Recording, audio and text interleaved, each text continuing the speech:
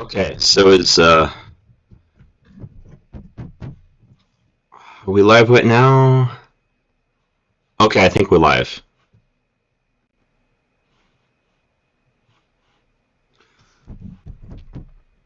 Okay, so alright, we are live.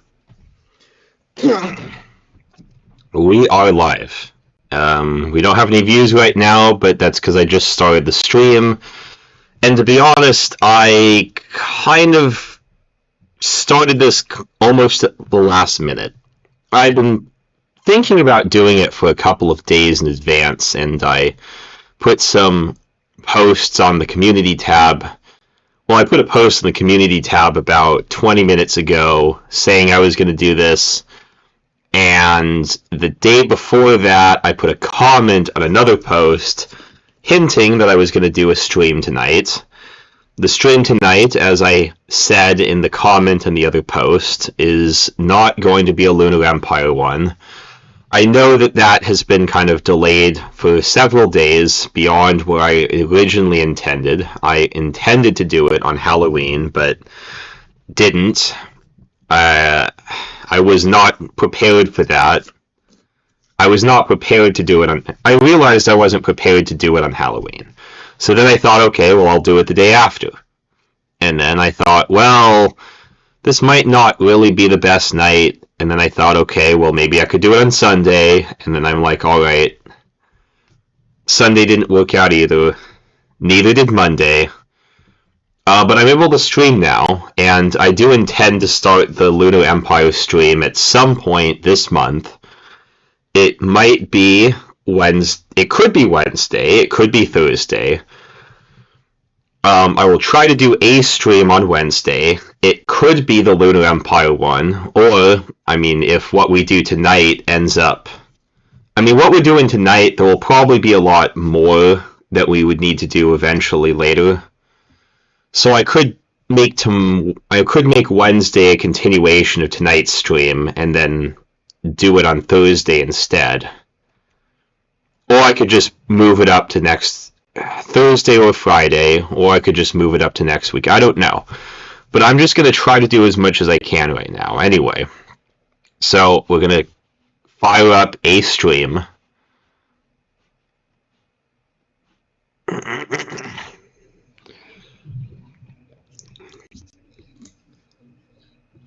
Just waiting for it to show up. Alright, it is showing up. Okay, good. It's loading, and we'll just let it load for a little bit.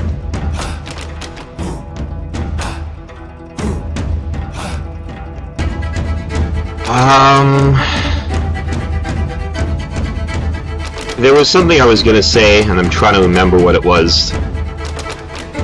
Oh yeah, okay, so I remember now. So a little thing about me is that ever since around 2016 or so, I've been... Alright, let's... I already have something set up, so we're just gonna hop right into it. I haven't actually done any gameplay yet, but I went through and did all the boring stuff so you don't have to. So you'd have to witness that. So as I was saying... Oh, wait. Okay. Alright, here we go.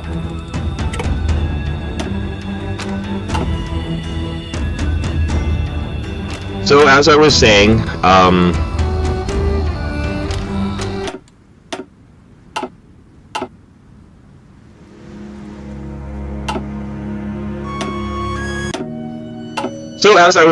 ever since 2016 or so, I have had a tradition, a semi-annual tradition. I guess it would be a biennial tradition, because we have elections every 2 years in this country. A biennial tradition where I just spend election night trying to avoid election-related news as much as possible. I mean, there are a lot of people who very much enjoy to spend election night watching the news as they show live coverage of all of the vote totals coming in slowly over the course of several hours. And And a lot of people will also do that, but they'll do it through various streamers, such as on YouTube, because they want to hear their favorite e-celebs talk about it instead of the mainstream media. And I just think that's kind of a waste of time, because there's a lot of better things you could be doing, like gaming. And instead of doing that, and, yeah, that's about it. Right, I just think it's kind of a waste of time. Wait a minute. Yeah, I don't think anyone's watching this, but... No one's watching yet, but I'm just going to go through this explanation here, because I expect most people who are going to view this are probably going to be watching it after it's over. And I understand. I mean, this was a last-minute stream after all. But I think most people, it was a last-minute stream, and I don't have that big of an audience either, and probably most importantly, though, is that I do not have a consistent streaming schedule. So nobody ever knows when I'm going to do things like this. So all the streams are just last minute. But anyway, back to what I was saying before. So I have this annual tradition of saying I don't care, or at least trying to pretend I don't care, about the election coverage. Because, I mean, you're going to hear about it eventually. And I think it's a lot easier, for me at least, to just look at the election coverage, like either at the very end of the night, or apparently I have one concurrent viewer. Hello, concurrent viewer. So as I was saying, I think it's just a lot easier to view the election results either at the very end of the night or the next morning, because you don't have to wait for them to come in. They're just there. I think a lot of people just like the suspense of watching it. But for those of us who don't, we have a gaming stream. And the reason I'm doing this, the reason why I chose the Bakaran Republic, is because this is what I did 4 years ago, during the last presidential election. I thought it would be better and more fun to, instead of just watching the actual real-world election, to watch a fictional election instead. And I think the writers of the mod did a really good job with the election that they have here. So, I'm gonna do it again, except this time I'm doing it as a live stream, so that people who don't necessarily know what they have in this mod, I can share it with them.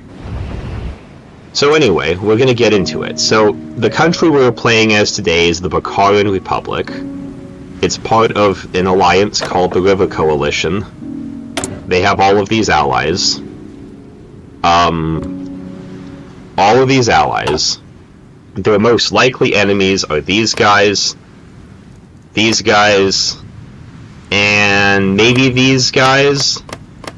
But they're a lot weaker and easier to deal with.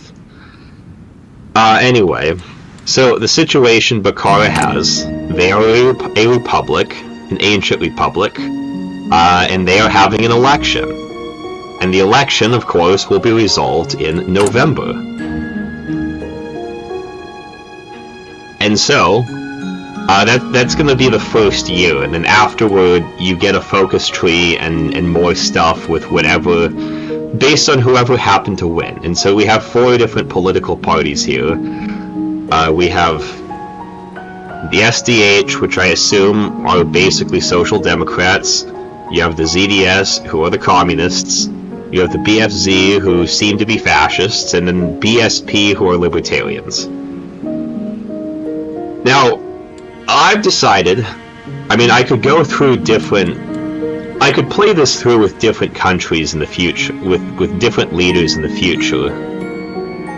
But right now I think what I'm going to do is I'm just going to support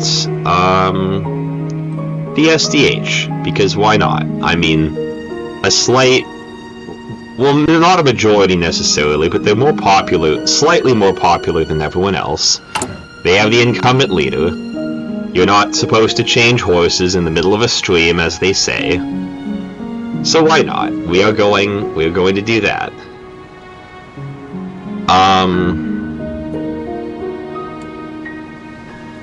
The election of 1007. This year's upcoming election has become highly contentious, with the different ponies' incompatible visions for Bakara's future, exposing deep societal divisions. The campaign has already seen unprecedented levels of political violence, and many fear the worst is yet to come. But don't worry, I mean, if Water Lily can navigate this, then everything will be safe. So we're gonna do that. And then you have a couple of different focuses, but they all require political power. So, in order to gain political power, well, the main way you get it is just by waiting, because over time you will slowly accumulate political power. But if you want fast political power, I have an idea. So this is the focus tree. Well, the focus tree they start out with, at least. All the stuff in the center is military. Stuff over here is economic, industrial, technological, etc. And this is the River Federation stuff. And then once the election is over, based on whoever happened to win, you end up getting another tree over here with political focuses unique to whichever candidate just happened to win. Now, wait a minute. I just realized. So the chat thing here, okay, it wasn't set to live chat, it is now set to live chat. No one has chatted yet, but if you want to chat, then please do. I encourage it. Otherwise, it's just going to be me yapping for the night, and I'm planning on shutting this off at 9 p.m., so we'll go for about an hour and 45 minutes or so, potentially. I mean, there's a lot of content in this game, and we will not get through everything. But we're going to get through some of the juicier stuff tonight, so that's what we'll do. Anyway, we've chosen to support Water Lily. We have all these political power focuses that help us to do stuff. We have Reassure the People, which lowers election unrest. We have Poach BSP voters, Attack the Moderate Socialists, and Arrest the Kova Sinasi. I don't know what language they chose for this country. I think these three countries here, they're all based on different Balkan countries, but I don't know exactly which is which. I think Lake City is based on Serbia and Japan. River Republic and Bakara, I don't exactly know. Anyway, so as I was saying, we need more political power to be able to do things here. Fastest way to get political power would probably be to take a focus or two, so we'll go Dreams of a Federation. The Treaty of Coldstream was designed in such a way that the Coalition members could choose to expand the treaty to certain policy areas. It is a far cry from true political unity, which comes about at the end of the tree, but by breaking open discussion about expanding the treaty, we might be able to set a step in the direction of a true River Federation. That will give us 70 days, but we're going to need a lot of political power just to be able to win the election. The invitation. Water Lily frowned, leaning forward at her desk as she pondered the letter before her. It was a cordial message from River Swirl. I don't like that portrait, by the way. I always liked the older portrait better, but I mean, I don't control the mods, so... Anyway, it was a cordial message from River Swirl, inviting her to a River Coalition summit in Coldstream to renew the pact.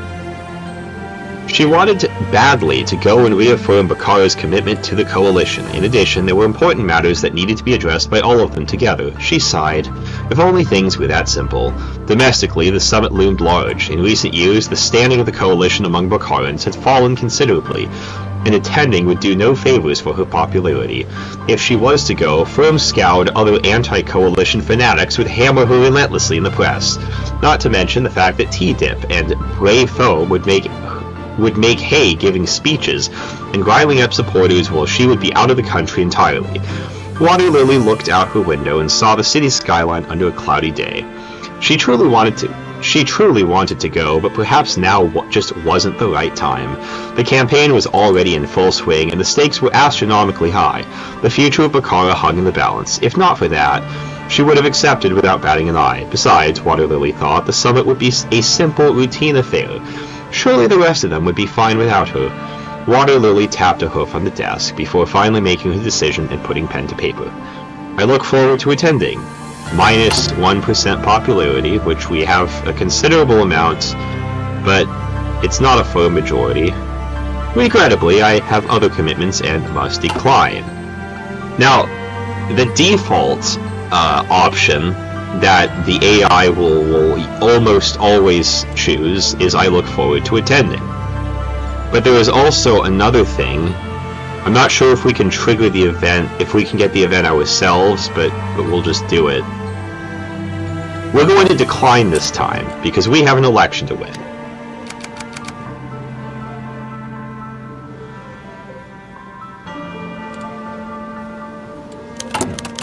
Summit arrivals. Despite not being in attendance, Water Lily was interested in keeping tabs with how the Coalition Summit was progressing. Our sources and ambassador told us the leaders from the other Coalition members all arrived in Coldstream, where they were welcomed by River Swirl. Afterwards, they went out for a night of state dinners and balls, although our absence seemed to have caused additional tension among those present. Hopefully any mistrust would fade when the time came to get down to business. Best of luck to them. I mean, it's just a routine meeting that they do all the time. Okay, so this is an event about the dance that they had at the party at the thingy. Most of it isn't really all that important. It does notably say, only President Water Lily of the Bakaran Republic had failed to show up, instead being represented by diplomats and the Bakaran ambassador.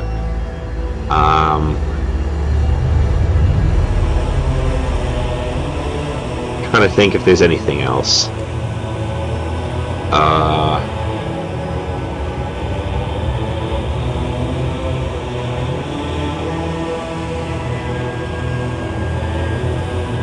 Well, I mean, we didn't attend the event, so we don't... So why are they telling us what happened there? The summit. Now that all the Coalition members had settled in, except for us, the Coldstream Summit began in earnest. Already the summit, blah blah blah blah. I mean, again, we weren't there, so we shouldn't know what's happening, necessarily.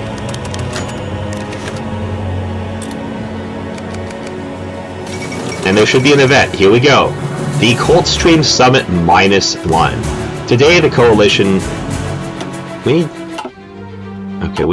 need music that's a little bit more, grim. Okay, the Coldstream Summit -1. Today, the Coldstream Coalition General Reporter released the agreement drafted by the leaders of the Coalition after their summit in the city of Coldstream. In a surprising breach of tradition, the Bakaran President Water Lily failed to attend. However, their representatives did not block the agreement. As per the chorus, the summit announces his intention. I mean, I thought the summit was a thing, not a person, but anyway. The summit announces its intention. Pending formal Bakaran signature, we knew blah blah blah blah blah, duly noted. I just wanted to point that out. The event goes slightly differently if you choose not to attend. We have some political power now. Alright, conclusion of the summit. After days of tense meetings and negotiations, the Coalition Summit had at last come to an end. Coalition leaders in attendance returned home, having all signed an agreement renewing the pact, which would soon bear Water Lily's signature as well. Water Lily was pleased to see the agreement also contained sections going beyond merely reiterating the Coalition's mandate of mutual defense, but also staking a moral stand against persecutions in Longsword. This is Longsword. And this is the guy doing the persecutions. Yet it was strange to have Springtime Frost, of all ponies, to thank for it. And Water Lily couldn't help but wonder, what if she had been there? Let's carry on. So we have a little bit of political power, and we can use it to try to swing the election a little bit. We're currently in the lead, but there will be events that will happen that will either way that leads, so we need to take an active role in trying to... Okay, here's one such an event. We need to take an active role in trying to move things in our direction. Anyway, the March of the Proletariat. And so this is the cause of our movement. The poor may not continue their subservience to the capitalistic classes, that they may never feel the weight of tyranny on their shoulders, and may be free from the chains that still hold them. Brave Foam's continued speech brought on cheers and shouts in the assembled crowd of ponies in the dock district of Bakara City. ZDS rallies had recently intensified throughout the city in the run-up to the 1007 election, setting many in the town on edge. As the communists rallied, other Bakaran citizens looked on a mix of interest, curiosity, and fear. Brave Foam's speech began to reach a crescendo, riling the crowd into even further frenzy. And so our nation may reforge itself in the flame of socialism, and make for itself a new future in the nation, and eventually a coalition of our own making. Foam's remarks about the coalition worried many in the other segments of society, especially the merchant classes of the city. They warned the government to try to prevent Foam from making any of the speeches again, advising his radical foreign policy may cause a rift with the nation's allies. But just as well, many politicians point to the enshrined right to public gatherings that Bakara holds, and that trying to clamp down on Foam may simply incite further violence. Whatever the choice is, the ZDS seems set to gain. So where are they now? They're only at 22%, 7 points behind us. So what should we do? It is their democratic right! Okay, we will lose 4% and they will gain 4%. And we lose 40 political power. Well, shit. Order them to cease with their nonsense! The electoral unrest will increase by 10%. Well, I mean, normally, Water Lily would want freedom of speech, but if it comes at the cost of her own support... Order them to cease with their nonsense. And we also get to keep all that political power that we've accrued, which we will then use to... Let's attract the moderate socialists just to make sure that the ZDS is not necessarily a threat. There exist in the ZDS camp groups of moderate socialists who want to help ease the woes of the people. If we can show them how extreme Brave Foam really is, we can get them on side. Okay. Let's do that. We will go after the other parties eventually, but we just need political power, which we'll gain from this thingy. Oh! A coup in Lake City. Today, elements of the Lake City military, led by General Wildtree. This is General Wildtree. Attempted a coup against the government. The rebels managed to assassinate several key government officials, including the mayor, and seized Parliament, the Mayor's Palace, and the War Ministry. Wildtree appeared on national radio and announced the formation of a new military government to promote national harmony and renew. Any form of resistance to the coup has yet to show, and General Wildtree is quickly organizing a new government under his command until they can give over full control to the rightful ruler of Lake City, the heir to the title of Grand Prince. This is how democracy dies! I mean, I imagine that's probably how Water Lily would have responded. Maybe she'd say it more calmly, like, this is how democracy dies.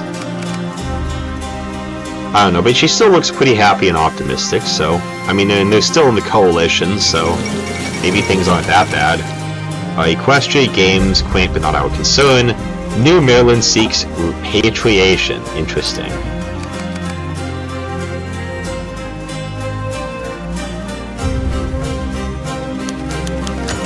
Radio Bakarska Enotnost. And so remember, citizens of Bakara, always stay vigilant, ready to defend your nation and stand up to those who would tear apart our traditions. Water Lily sits in her office, tapping her hoof on the desk. The closing remarks of the new BFZ radio show were worrying. They now function as a significant political force for the upcoming election, and this radio channel could spread their ideas and further normalize them to the public. The BFZ's meteoric rise threatened the establishment of both of Bakara's center parties, and they seem to be going all out for the 1007 runoff. This radio show, for now only localized to the Bakara urban area, seemed to be one of their primary efforts. Water Lily faced a difficult choice. Let the show remain and risk losing support in the election, but possibly damage her rivals in the BSP as well. Or she could put her hoof down, trying to limit the reach of the program, curtailing their scope to the broader Bakarian public, but also provoking more extreme responses in turn. Bakari's democracy was certainly not in an enviable position. At least the music is nice. So the BFZ would gain support at the expense of the two moderate parties, and we lose political power. Or, make sure it's a local hit at best. Electoral unrest will rise, but, I mean, we gain... Oh, wait a minute, stability goes down. I mean, we can always regain it later on. Popularity of supremacy rises, but not as much as if we just leave it alone. You know what? I mean, the BFZ is a threat to democracy. They're extremists, and we don't like extremists here, so we're gonna suppress them. We are going to suppress them.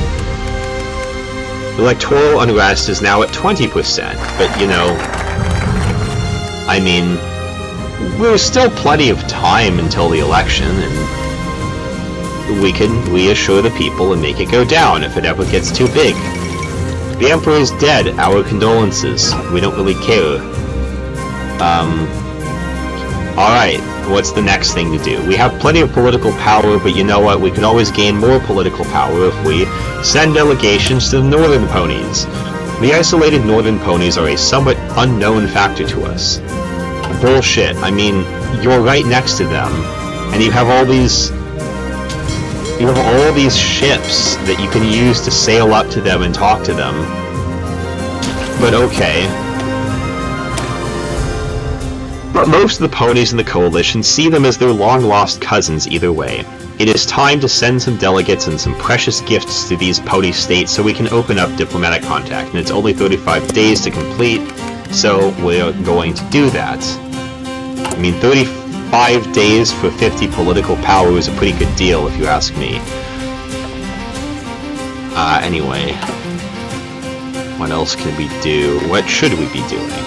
I mean, the smart thing would be probably playing a game like this.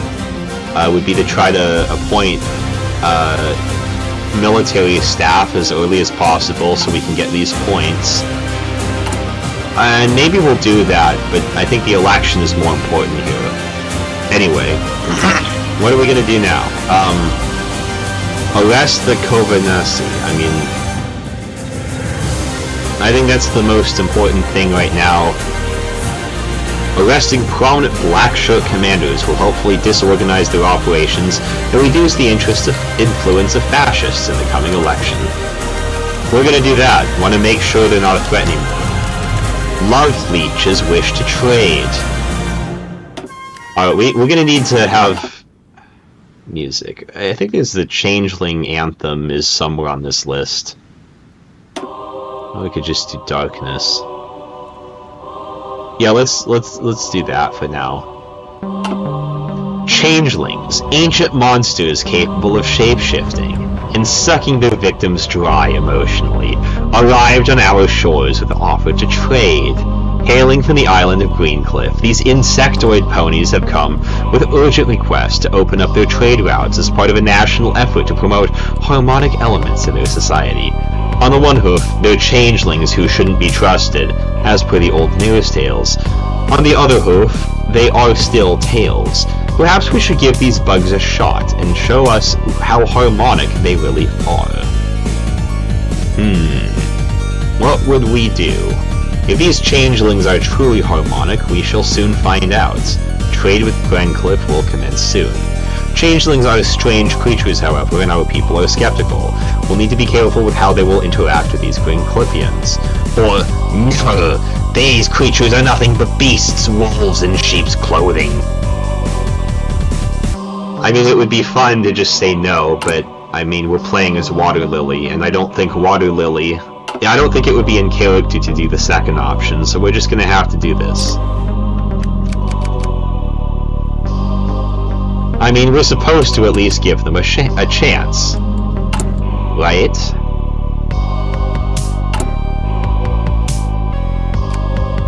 and now we get a national spirit, stable trading with Greencliff. The changelings from Greencliff have been commersing and peacefully living among us.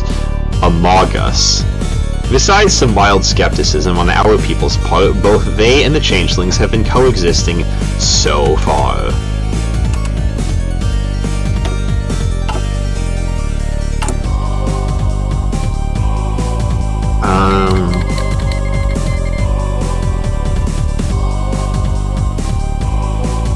Oh, we can't do improved worker conditions until after the election is over. Well, how about that? We do have quite a bit of political power. It might be useful to try to get something done, like...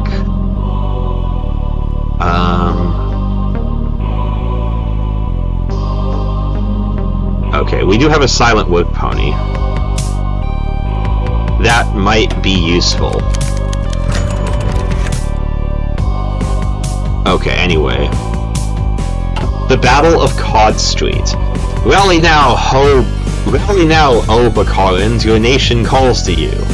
The call went out over the radio to members of the BFZ across the city of Bakara, inflamed by a rumor that the ZDS was planning to hold a rally in front of the BFZ headquarters. Radio Bakarska Enotnost called on all of its supporters to coalesce at the party office, and the crowd obeyed the call. Once there, the crowd milled about with no aim. The spontaneous counter-demonstration had nothing to act against, and so they created themselves a target. One Earth pony in the crowd shouted, "If the Reds won't come to us, let's go to them." And so the march on 37 Cod Street, the ZDS central office, began. As news filtered across the city, various worker groups left their jobs and arrived at Cod Street, and eventually Brave Foam appeared as well. He called on all ZDS members to block the disruptive riot from reaching Cod Street. And at the same time, police units began to mobilize. As the BFC crowd approached Cod Street, they came face to face with the intersection of Cod and Merriweather. By now the police had arrived, but they stayed away from the heart of the protest, not wishing to incite further violence. But as the crowds came face to face, one Colt picked up a rock and threw. The BFZ began to advance, trying to push the ZDS back to their office, and police tried to keep order. One last push is made by the advancing crowd to make it through. At the end of the day, the BFZ managed to push through with the march, or the ZDS prevents the march from going through. I mean, all of these acronyms are somewhat confusing, so it's nice that they color-coded the names of the parties. So either we have a choice of either the fascists to win or the communists to win. Either way, electoral unrest will increase, and we're going to lose stability, political power, and 175 people are going to die. Well, the BFZ look like they were the bigger threat, so let's say the ZDS prevents the march from going through. Alright.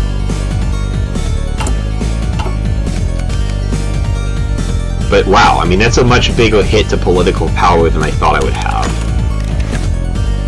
But it looks like we're recovering quickly, so maybe getting the silent work pony was a good idea. Anyway, T-Dip criticizes the government. As you can clearly see by the events that transpired on Cod Street a few days ago, the SDH government does not have the resources or the will to curb the violence growing in our nation. Water Lily has proven herself incapable of handling the current national crisis. T-Dip stood at the door of a popular restaurant in Bakara, holding an impromptu press meeting with reporters, wanting to know her view of the recent conflict at Cod Street. I tell you, she couldn't solve an issue like that if the march were towards the presidential residence. But I must be going now. What would you do then? One reporter shouted from the crowd. T-Dip paused.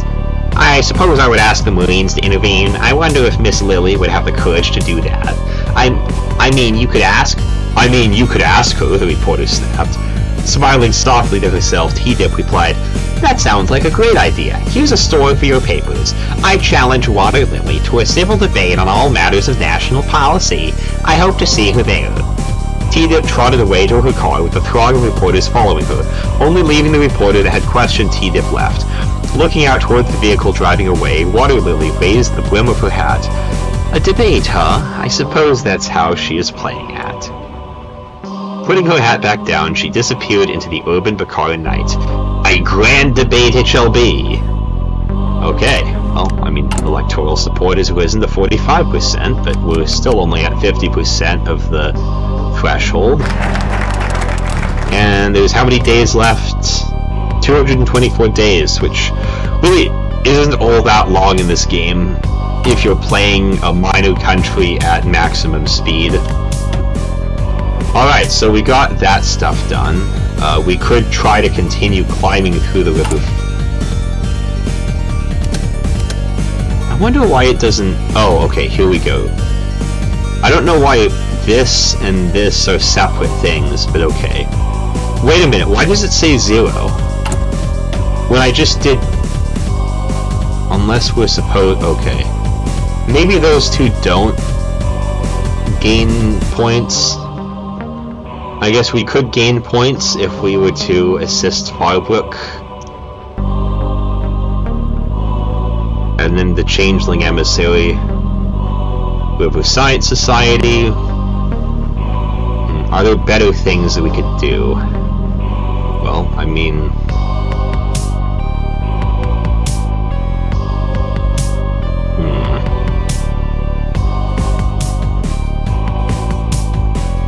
We could review the military. I mean, we were just recently criticized for hesitancy to do anything about the military, so we'll go ahead and do that. Review the military. The overwhelming influence of the Bakaran Navy has long impeded the development of our armed forces, and it is plainly evident that the current state of affairs is not sustainable. If our nation was to enter into a conflict without making substantial changes, we would be courting disaster. It's time we took a hard look at the structure of our military. Speaking of the military, okay. Plenty of... okay. I think we could probably move one of the factories to support equipment. And oh, we do have a deficit of... okay.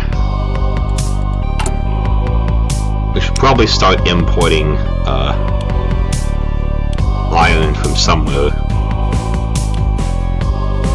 Not sure where, though. Well, our ally right over here. Sure, let's do that.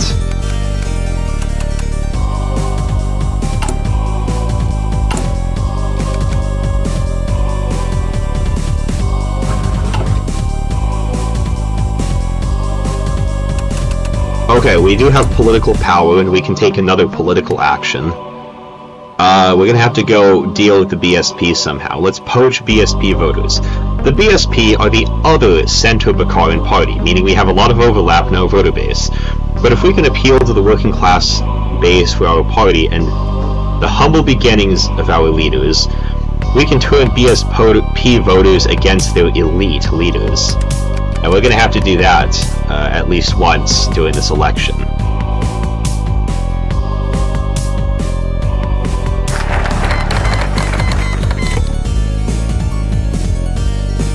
Something just happened. Okay, we finished the focus.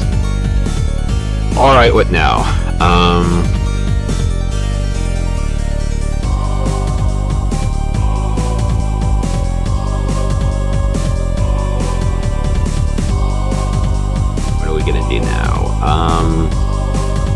We could do the Economic Development Commission. Unfortunately, our nation is in the midst of a prolonged period of economic stagnation. These circumstances call for the creation of a commission to take stock of the situation and recommend possible remedies.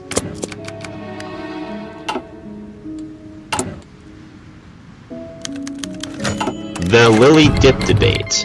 On a starry night in the capital. Okay, civil war began. Okay, here we go. Here's the event.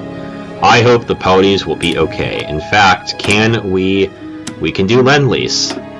We can try to make sure the ponies will be okay by, I don't know, let's send them 250 guns a month. How about that? Alright, good. Ponies should be okay if they have the means to defend themselves, anyway.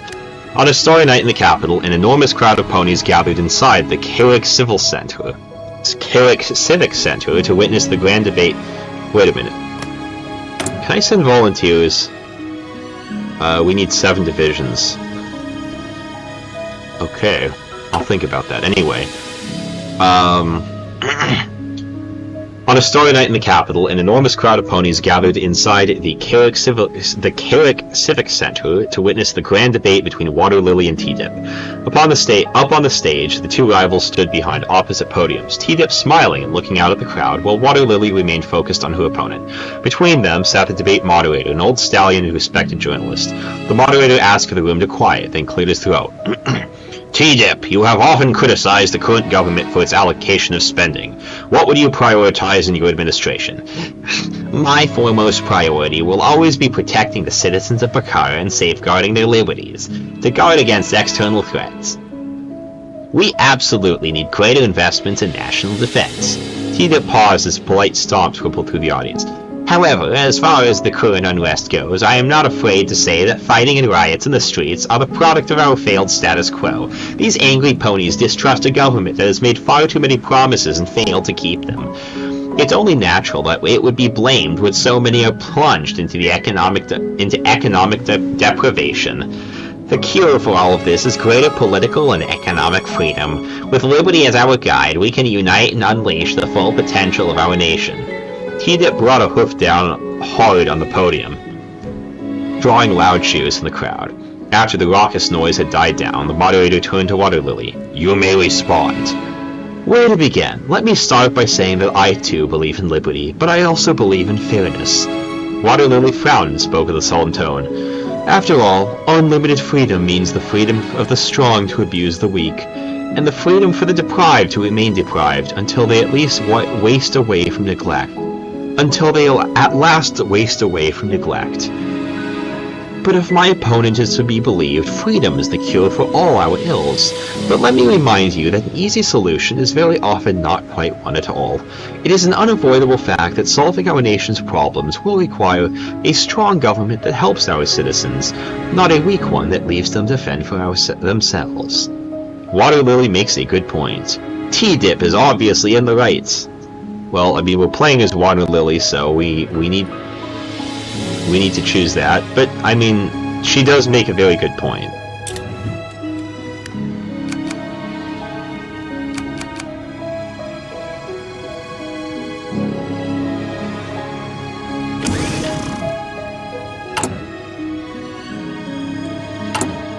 Well, looks like we're successful in poaching those voters. We just honed her in that debate, didn't we? Okay, it looks like a research slot is available. I went ahead and did early electromechanics because I noticed that hydrophones were locked until we did that. We could go on to mass adoption of FM radio, and I suppose either that or national standards, but I suppose, I mean, since we just had a couple of events talking about radio, I suppose we might as well mass adopt it.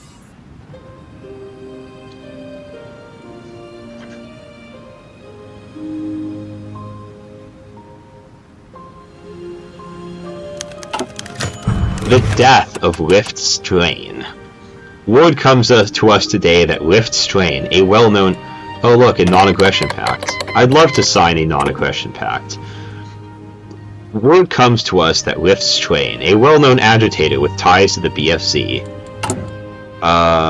those are the fascists, yeah, was found dead last night in what is suspected to be a politically motivated assassination. The incident took place outside her residence in Vitalige. Okay, which one? Okay, this city right here. And the identity of the assailant is still unknown at this time. In response, BFZ candidate Firm Scow has released the following statement. Rift Strain was a brave pony, outspoken in her love of liberty, and an unflinching champion of the downtrodden, who was abruptly taken from us in a despicable and cowardly way. She knew better than any pony that the River Coalition is not to be trusted. As she so famously wrote, It is a hypocritical institution not worthy of our faith, an institution which has given free rein to slavers and despots, an institution which sits idly and stays silent while evil festers within it. These are the slavers that was talking about. These are the despots, and this is the evil festering within it. She made it her mission to warn us that if we do nothing, there will come a time when all ponies of virtue are crushed beneath an iron hoof of injustice. Ponies like Tea-Dip and Water Lily tragically refuse to heed this warning, and so it is my solemn pledge to Rift Strain's memory that, if elected, my first act will be to formally withdraw our republic from the corrupt River Coalition, so that we may lay the foundation of a new, truly righteous order for the Riverlands. This is starting to get out of hoof. Okay, what are we gonna do now? We have to go after them. We have to stop the BFZ. We're gonna arrest more Kovasiana. We're gonna arrest more black shirts. We've gotta make sure all the black shirts are arrested. And who knows? I mean, they still haven't said who. I think maybe they'll tell us eventually who actually did the murder. But for now, we're gonna have to finish something. Alright, the ponies are the future. We must be proactive and take measures to combat the unacceptable level of illiteracy which still exists in our nation. A focus on education is a prerequisite for taking our economy to the modern age. Good, we'll get those focuses done. As soon as we win the presidential race, we'll pour all our political power into trying to get rid of this. I mean, we're not a bad country. Poverty isn't really an issue. Science base is small, but we could expand it over time. Newly industrialized, but illiteracy is almost half the populace. All right, that's some serious bullshit. We need to make sure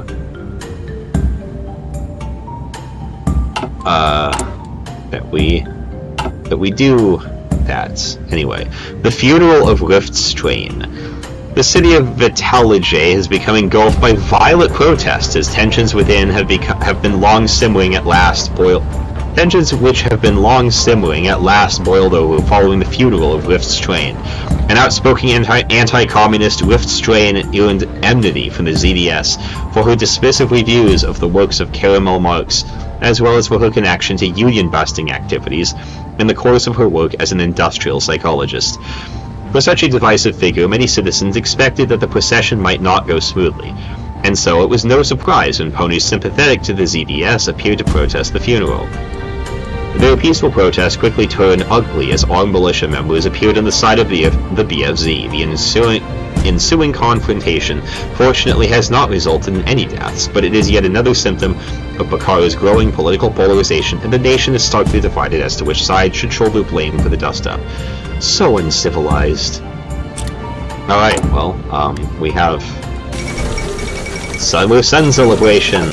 Lies! Our gods raised the sun, not her. The condemnation.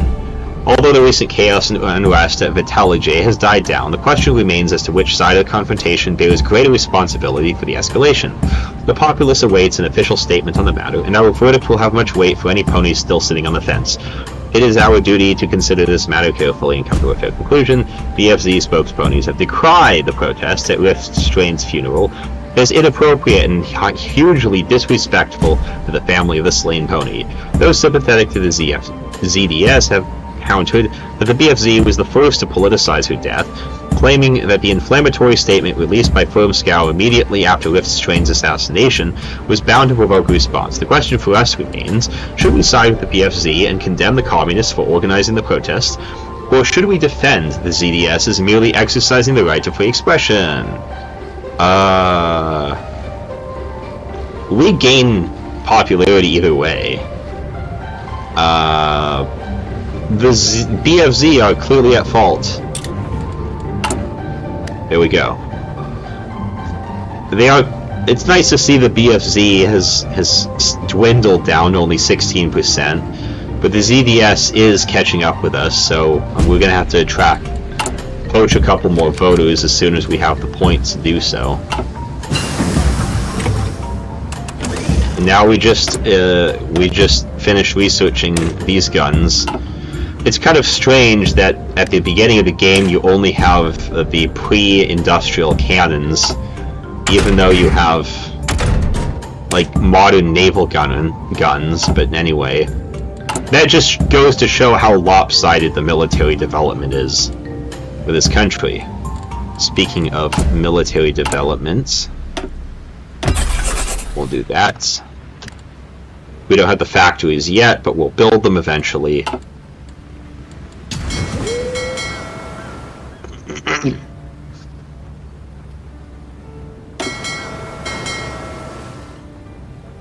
Mayor and Philly.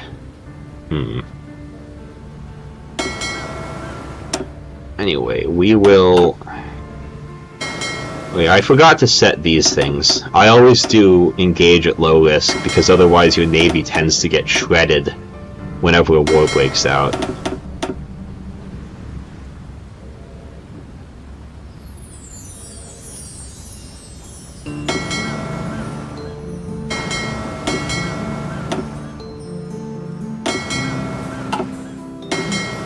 I think these are the only ones that need any sort of training. So we'll go ahead and do that. Anyway, we still haven't figured out which one we're going to do here.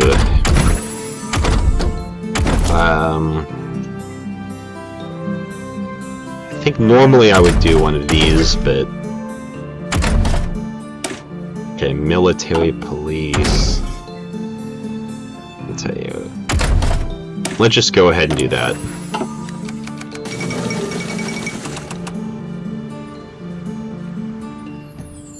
Wait a minute, I just got something on the YouTube Live Studio Control panel. We don't need that open. YouTube is not receiving enough video to maintain smooth streaming. Okay, as such, viewers will experience buffering. Okay, so stream health is not that good, but it looks like the stream itself is still going. I don't know, we could probably close some of these tabs. Try to free up a bit more memory. But other than that, I think we're going to keep going.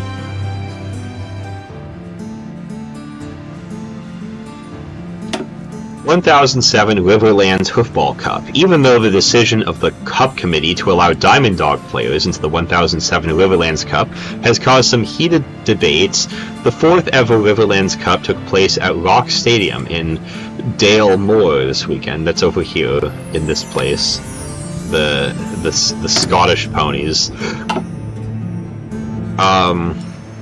And it was surely not a disappointment. The Cup started off with a 3-2 win for Manchester United over young King Coltingda, and a 1-1 3-4 for Dynamo Rijeka and Koltovac HC.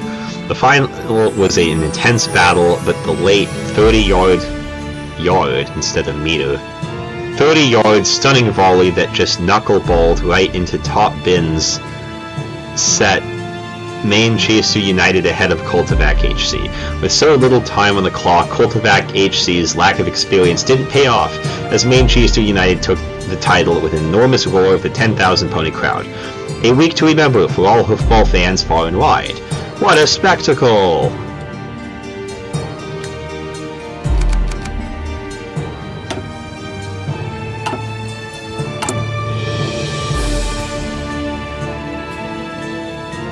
Alright, we'll be able to do another political action soon.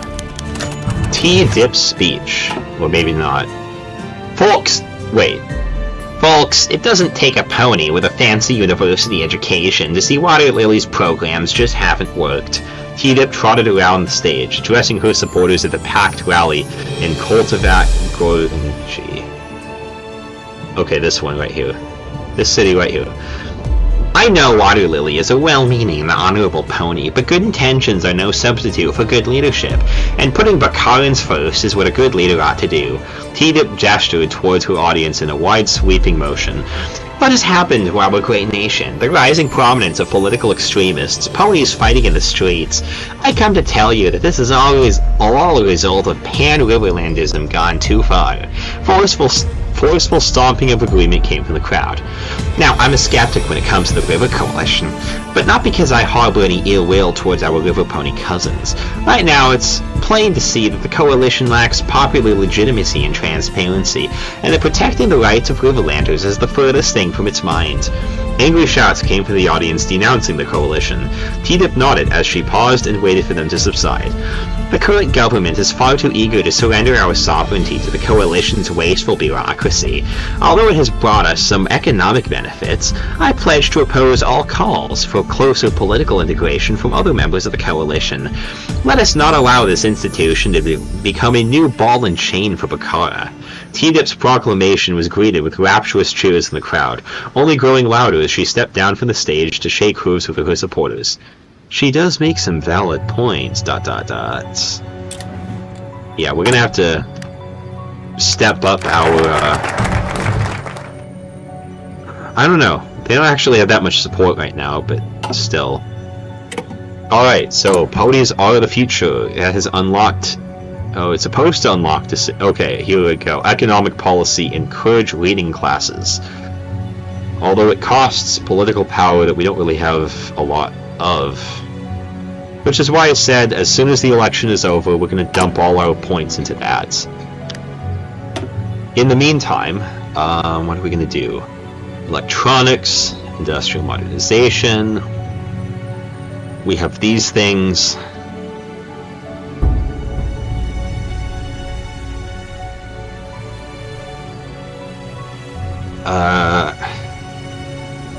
The railway thingy. Well, we have two exclusive focuses right here. There's Stick to the Sea. Seafaring is a proud Bakaran tradition which has brought all the prosperity we currently enjoy. Rather than abandoning them, we should be providing even more support to our fisheries. Adds another naval base and another dockyard in Bakara, which already has a bunch. And then there's Create the SAZ. The Bakaran affinity for the sea has resulted in a government which has long neglected to provide financial assistance to land-based agricultural endeavors, to our collective detriment. It's time we start supporting our farmers by creating new incentives for cultivating land. Now, personally, I think it's probably best that you do this because as Bakara, you have a relatively small population. We don't even have 4 million people. And so gaining people is probably a very important thing, especially if you plan on getting involved in any big wars in the future, which we very well probably will. Speaking of wars, I guess these guys don't necessarily need our help, but it is kind of a shame that we don't have enough divisions to send volunteers, so maybe we should try to raise a division or two. How many guns do we have? Okay. Let's just get more soldiers out.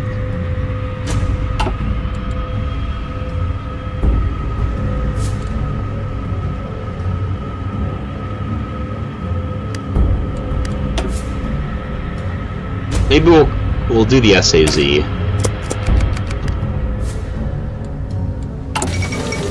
The Grand Galloping Gala. A non-aggression pact.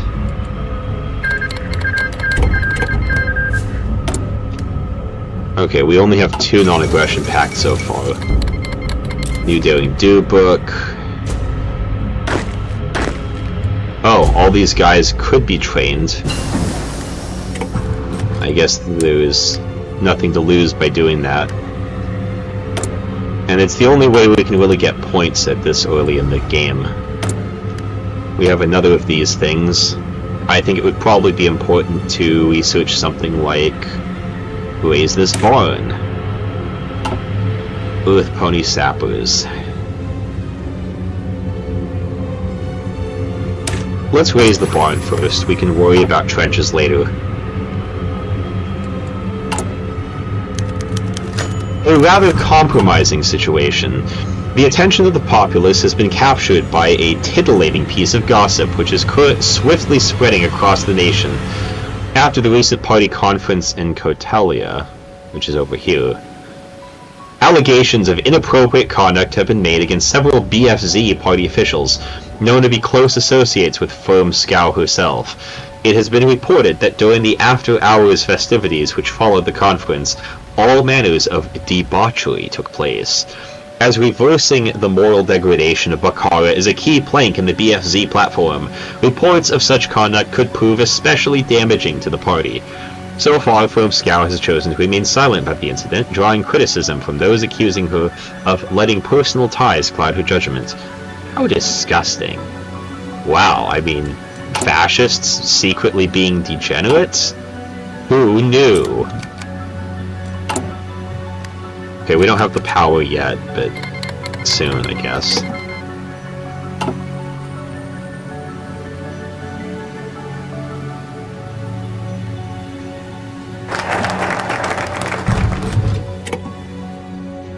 I wonder if we should just... Okay, well, there's the National Geological Survey. I guess it would make sense.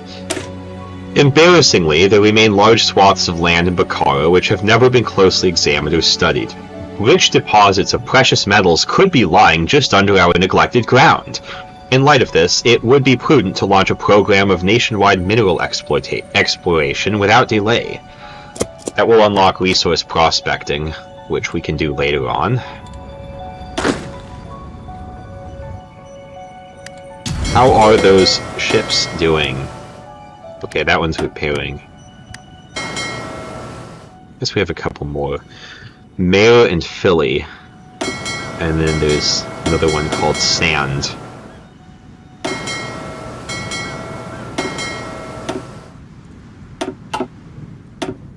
Sorry, but we just kind of have to do this.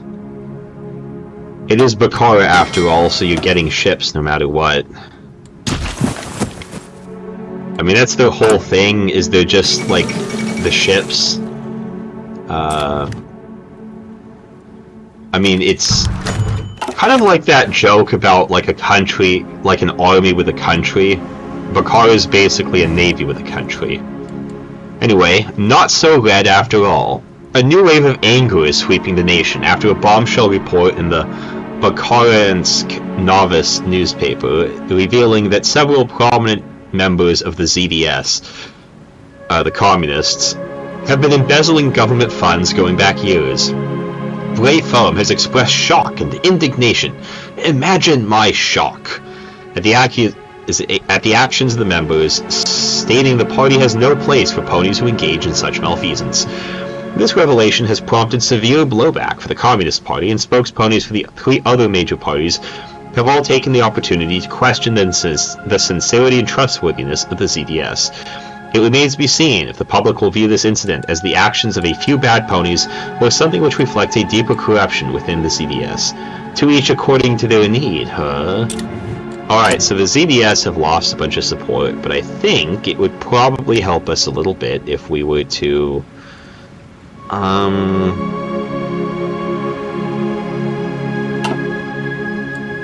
Well, we don't have the points for it right now. But we will soon.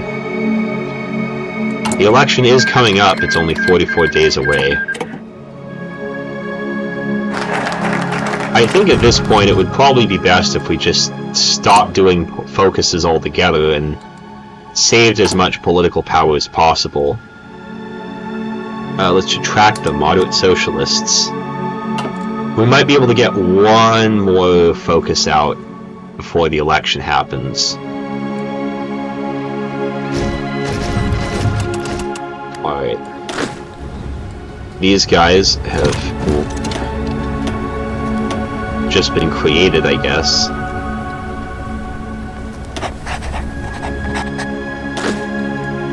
These are fully trained. We don't need to worry about them anymore. This ship has been repaired. We can send it out again. Alright. Oh wait, 28 days. Okay, I always assumed it was like right at the beginning of November, because that's when, I mean, our elections are, but... No, it's at the end of the month, apparently. Alright, that gives us a little bit of time. Maybe. Well, actually, it probably doesn't give us enough time to do anything about, we probably don't have enough time, actually, to do any of these actions. Never mind. Apparently a civil war is going on in a foreign country. But we're not really supposed to care about that shit, because we're all the way over here where it doesn't affect us. And meanwhile, this civil war going on over here... I mean, I guess we could send volunteers, but... It looks like they're...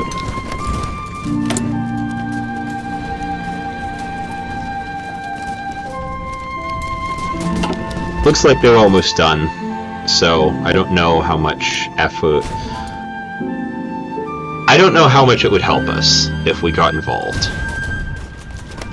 But you know what?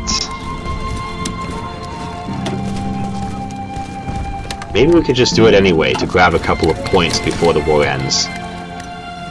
They will arrive on the 19th. Okay, it's not too bad. Might be a little bit of action we could get before that happens. Anyway, what are we gonna do here?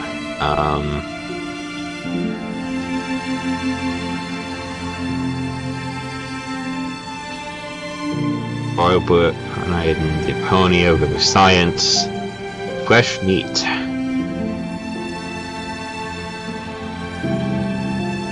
Refurbish the OSS.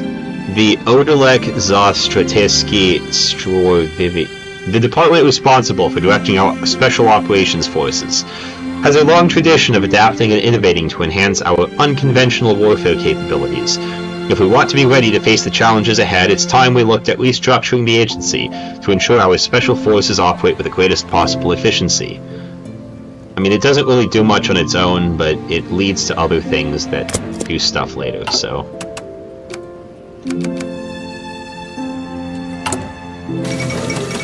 Stalingrad creeps south.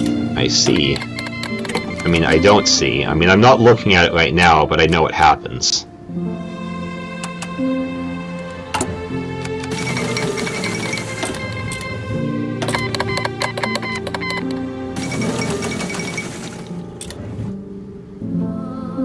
Alright.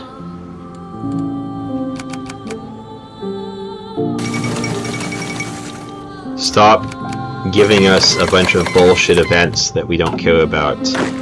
Alright, over here. I guess there are things going on. I guess they have quite a bit of soldiers over here.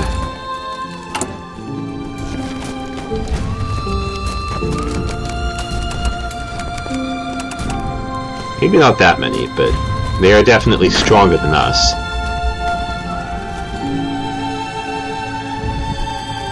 But they aren't doing too badly. Might not even need our help, but...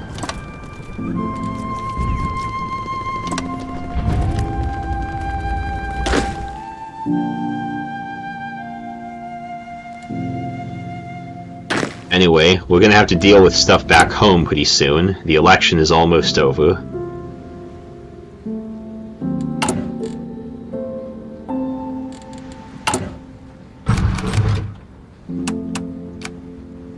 Almost over. I'm gonna save the game really quickly. And I also have to pee, but I will be back in about 1 minute, so don't go anywhere.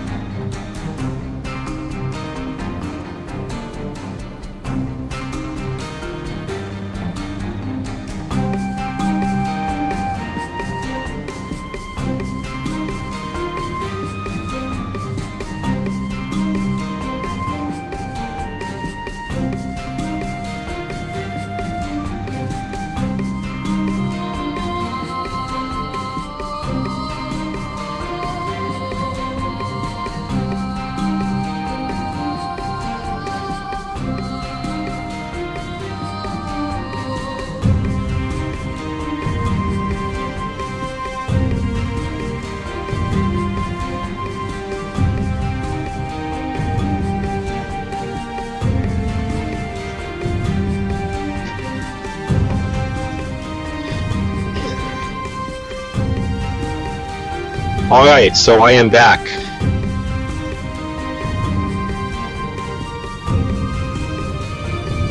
When I have some coffee right here, because I expected this would be a long night. It's currently 8:08 right now, which means that we're probably not going to go that much longer, maybe 40 minutes or so. But that's still enough time to do stuff. Or at least prepare for a war, which we could then actually play later on. So anyway, we're doing that. The election is almost over. The decisive moment is nearly upon us. Soon, ponies from all across Bakara will choose which leader they wish to entrust with the nation's future. As the days dwindle, even the smallest of actions could have far-reaching consequences come election day. I don't know if this will finish in time, but we'll see. Finishing the election at 70% or more electoral unrest will lead to negative consequences. Oh, wait a minute, electoral unrest is 100%. Wow! It's almost as if I intentionally chose the most aggressive options for each event. I wonder what these negative consequences are going to be. The end of the run. The long, grueling, and highly contentious campaign of 1007 has at last come to an end, and in an unsurprising turn of events, this SDH has emerged victorious. The election featured many fiery voices agitating for a radical change, but in the end, Water Lily's calm and cool demeanor was the one that resonated most with the populace. Not taking much time to celebrate, the SDH ministers have already begun crafting ambitious proposals for their upcoming legislative session. Although the road ahead may still be treacherous, one thing is certain. Water Lily still has the trust of the nation. Carry on, Water Lily. The new president will be inaugurated in 30 days. Or will she?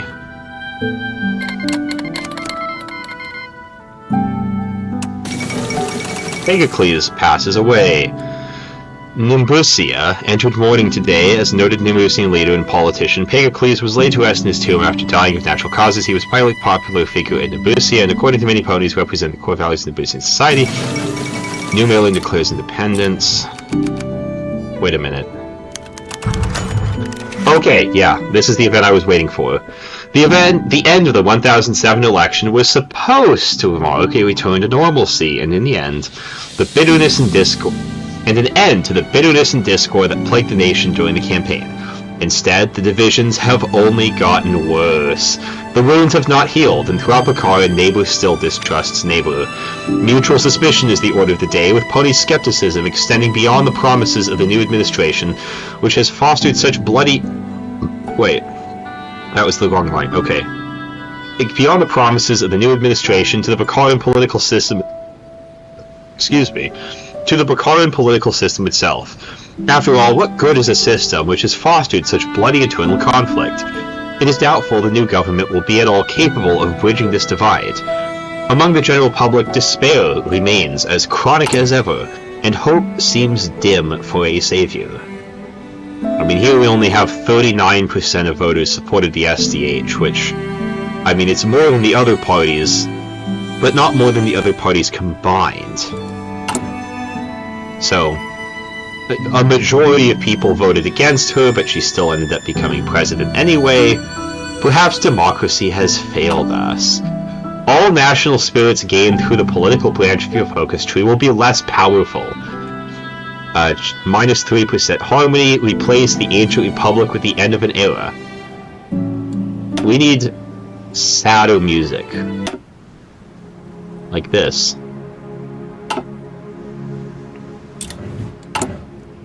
The end of an era. Optimism and faith in Bakaran democracy has given way to widespread fear and cynicism. Trust in the Republic's institutions has reached an all-time low, and many question if the ancient Republic's time is nearing its end.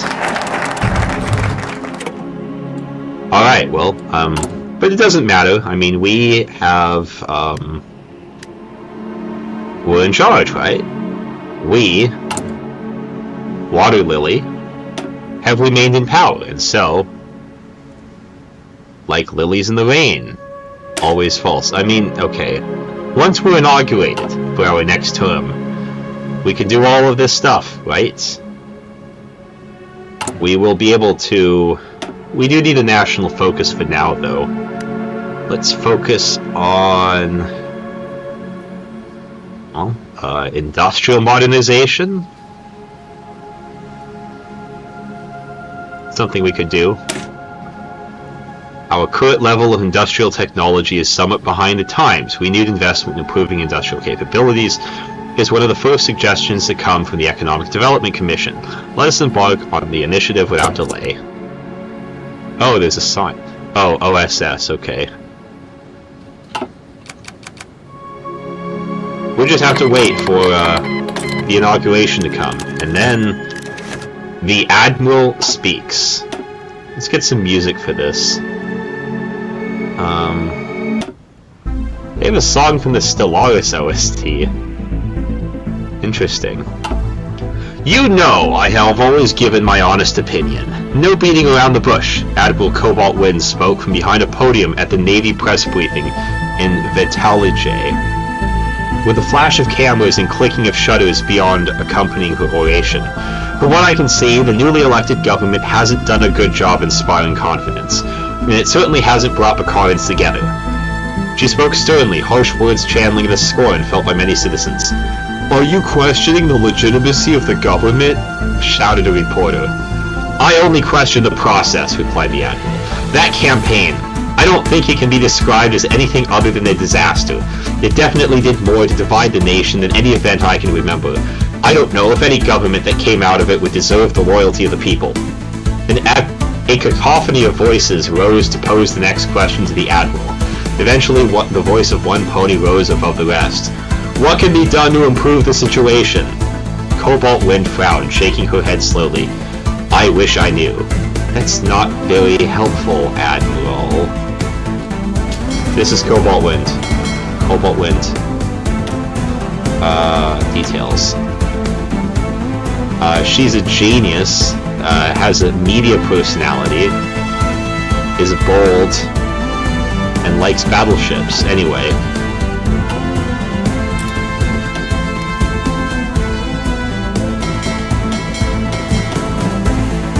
These guys are done training, I guess.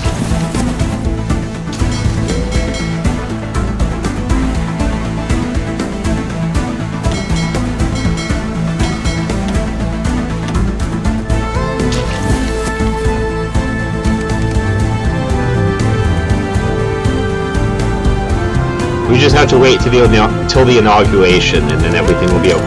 The Admiral's choice. Well, a choice. Let's save the game once again. We probably don't need to do that, but anyway. From her office inside the naval headquarters in the capital, Cobalt Wind looked out over the sprawling city. Dark clouds were gathering in the sky.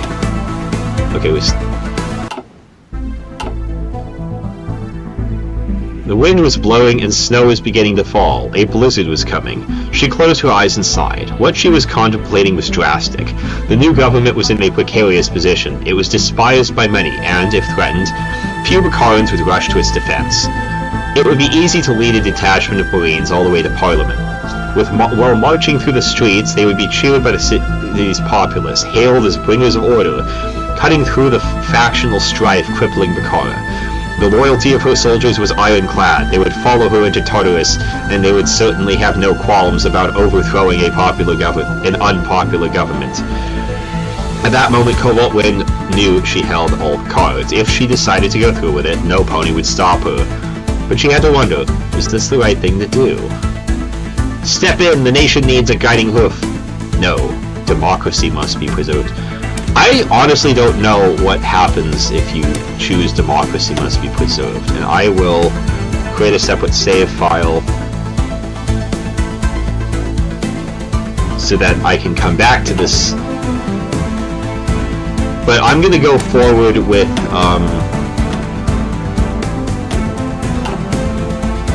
we're going to go forward and see what happens. Because you, dear viewer, might not know what happens, but I know exactly what happens when I select this option. The patriotic putsch. In the streets of the capital this morning, Admiral Cobalt Wind surprised the city by taking command of a squadron of Marines and marching on Parliament. The Admiral encountered no resistance as she led her troops, with Parliament's own security forces standing down to allow her to enter the building. Supported by about 40 Marines, Cobalt Wind entered the chamber and dissolved the body by force. While on the floor, the Admiral had harsh words for Parliament, which were quickly printed and circulating to great acclaim among the city's population. Although she has the backing of the military and most of the capital, several parties in other cities have expressed outrage at Cobalt Wind's actions as a new wave of unrest ripples across the land. In light of this volatile situation, the Admiral has announced that she will serve as interim president until the nation's situation has been fully stabilized. All looters apprehended by authorities so far have been harshly punished, with Cobalt Wind saying threats to public order will no longer be tolerated. The message is clear. There is a new firm hoof holding the reins of government. Makara has been saved.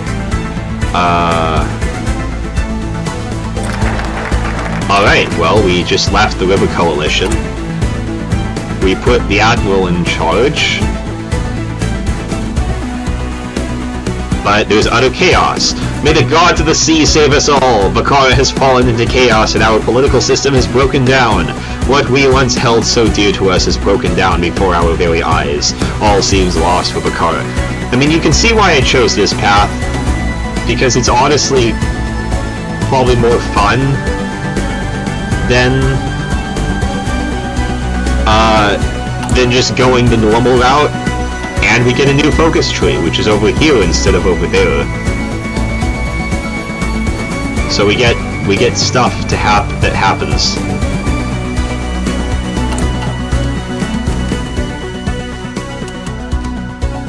Oh yeah, and speaking of stuff happening, we got these guys over here. If they're gonna participate in the war, they better participate now. And their attack bonus is complete, so we might as well.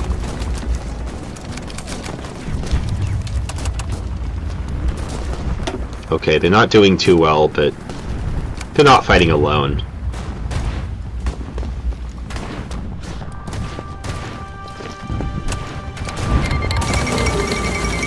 The return of Sombra. What's going on over there? All this weird shit keeps happening over here, and we don't know why, because we're over here, and we're doing this instead. I mean, I guess weird shit has happened too. I mean, this guy is now in charge of those guys. Nova Whirl is doing Nova Whirl stuff.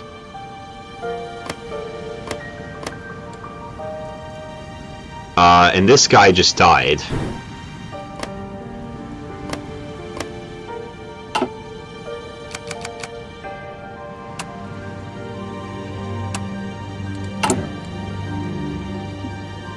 We can't really do anything. Okay, well, I guess we're kind of stuck on this thing until it's done, but I guess we could, but okay. Are we doing anything right now? I guess not. Okay, we're recovering organization.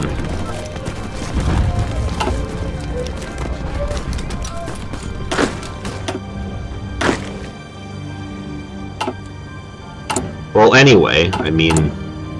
Oh, that's a massive deficit of infantry equipment. And let's see if there's any artillery for sale, either. Oh, but I think... Okay. I mean, we just went... Okay, we're Stratocracy now. Okay. Shit, I probably should have bought stuff earlier. Okay, I guess we have more market access. Or do we? Nobody's selling anything. I guess all the supremacist countries that we have access to... Wait. Do we only have 2 now? Okay, never mind. I mean, even if we had access to countries like the Lunar Empire, they need their equipment more than we do, to be honest.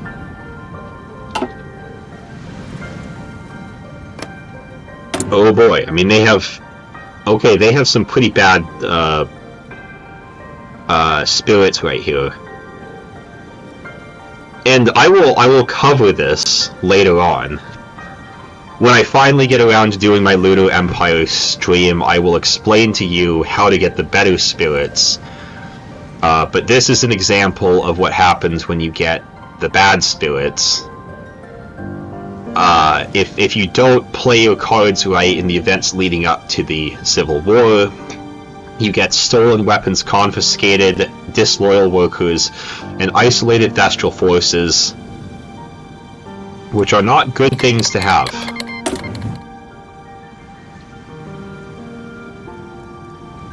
At least they have Chirrup Terran rations.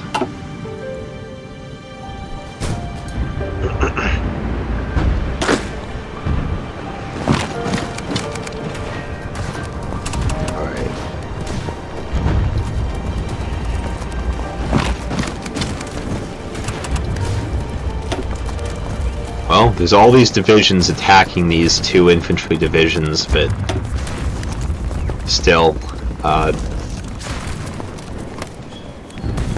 I think the Rosewood Order is going to lose, and the other guy who was there earlier has apparently died, so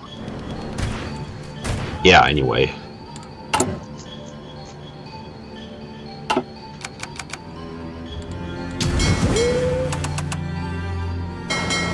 Guess there's not really much to do right now, so okay, this guy's done. These guys are done. These guys are still going.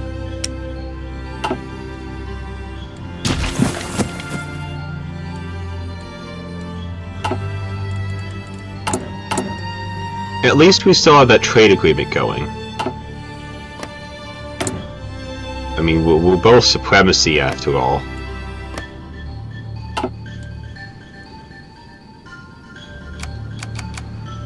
But as you can tell, we have left the coalition. We are left alone with no allies. I was wondering why is Farbrook green? Okay. We sent the friendship delegation, so they still kind of like us, despite having polar opposite ideologies. Fir Tree has adopted Shine Spark, so she's actually pretty friendly with us, despite the growling look on the portrait. Water Towns is cute but irrelevant. These guys are even more irrelevant. Same with her. She's cute, but ultimately very irrelevant.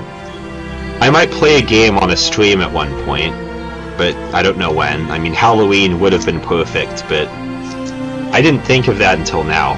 Maybe during the dead of winter I will do the Dread League.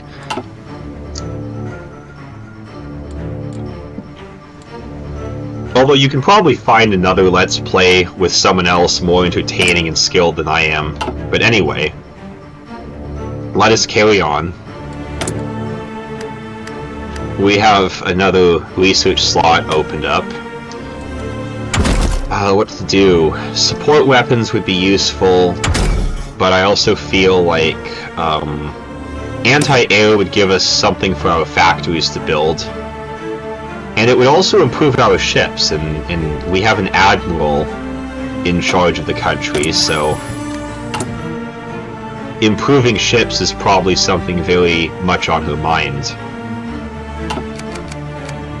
So we're going to do that.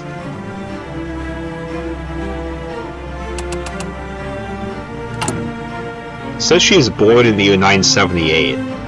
So that means she's only 40 years old, and yet she commands the entire Navy. Quite an accomplishment, I guess. Either that or they couldn't find anyone better. Alright, now let's get some actual focuses done.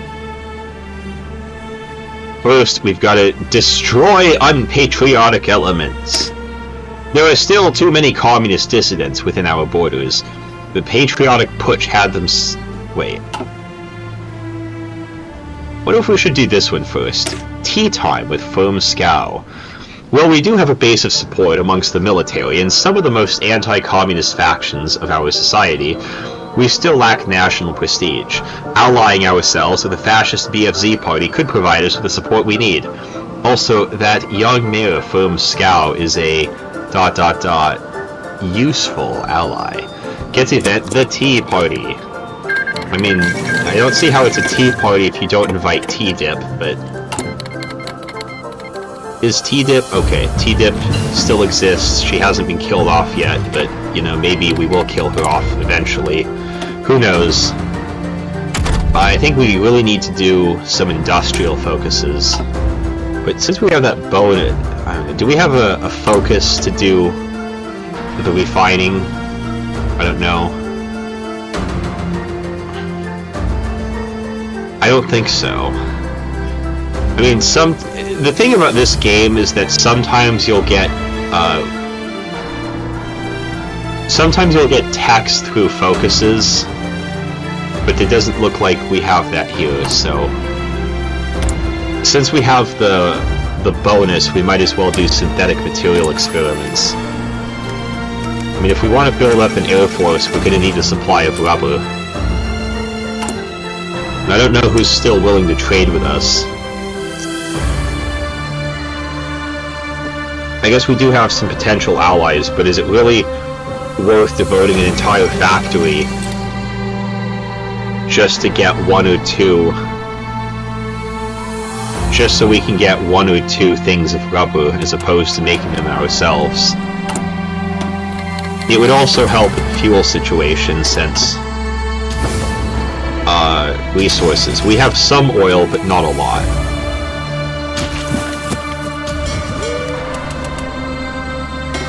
Speaking of oil usage...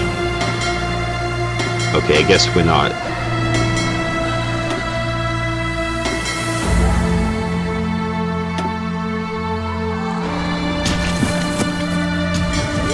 Too bad on that. Who's this guy?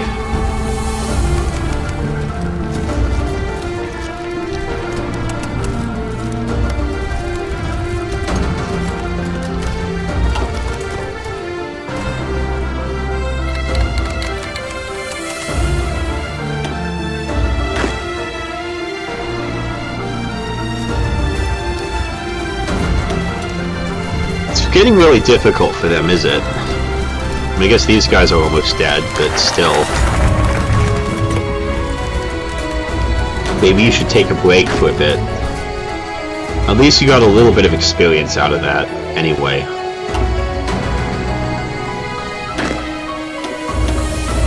The Tea Party.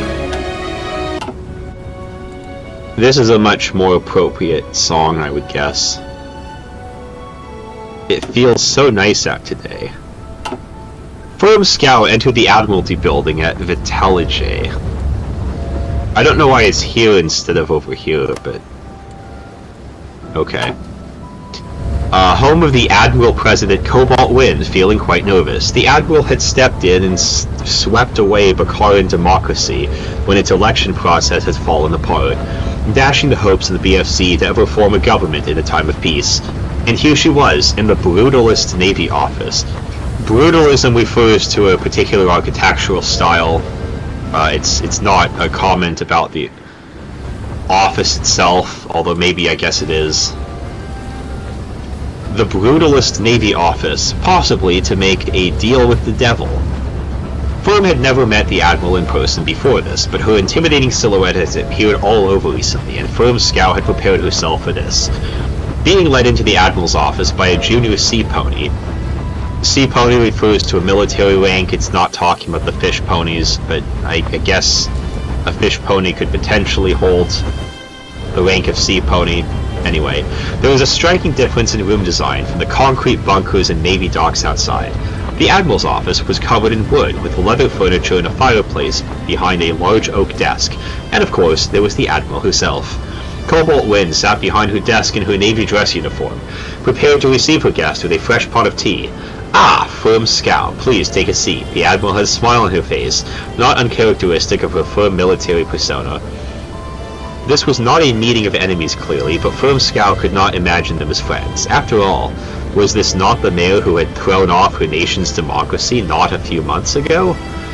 Please, try not to feel out of place, the Admiral said. If everything here goes well, I see you back here a lot more.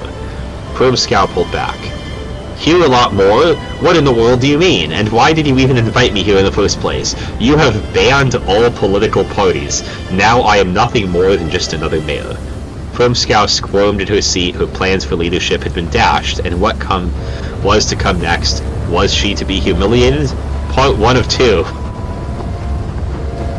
I mean, EAW is a great mod, but like sometimes the events do give you these enormous walls of text that often take up multiple events. Here's part 2. Oh yes, the reason for you being here is simple. My regime is... See what I mean? I mean, this is an even longer wall of text.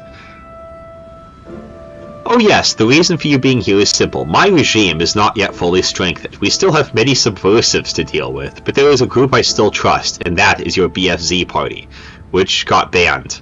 But okay. We have the same goals, in essence. Strengthen Bakara, assist and protect her people. It was a simple choice for me, really. Firmscow crooked her head to the side. I have always wanted to lead Bakara. It was the wish of my father before me, and I have inherited his legacy. But we also accept the dream of United Riverlands, and you have always been against that. Stop! The Admiral cut Firmscow off.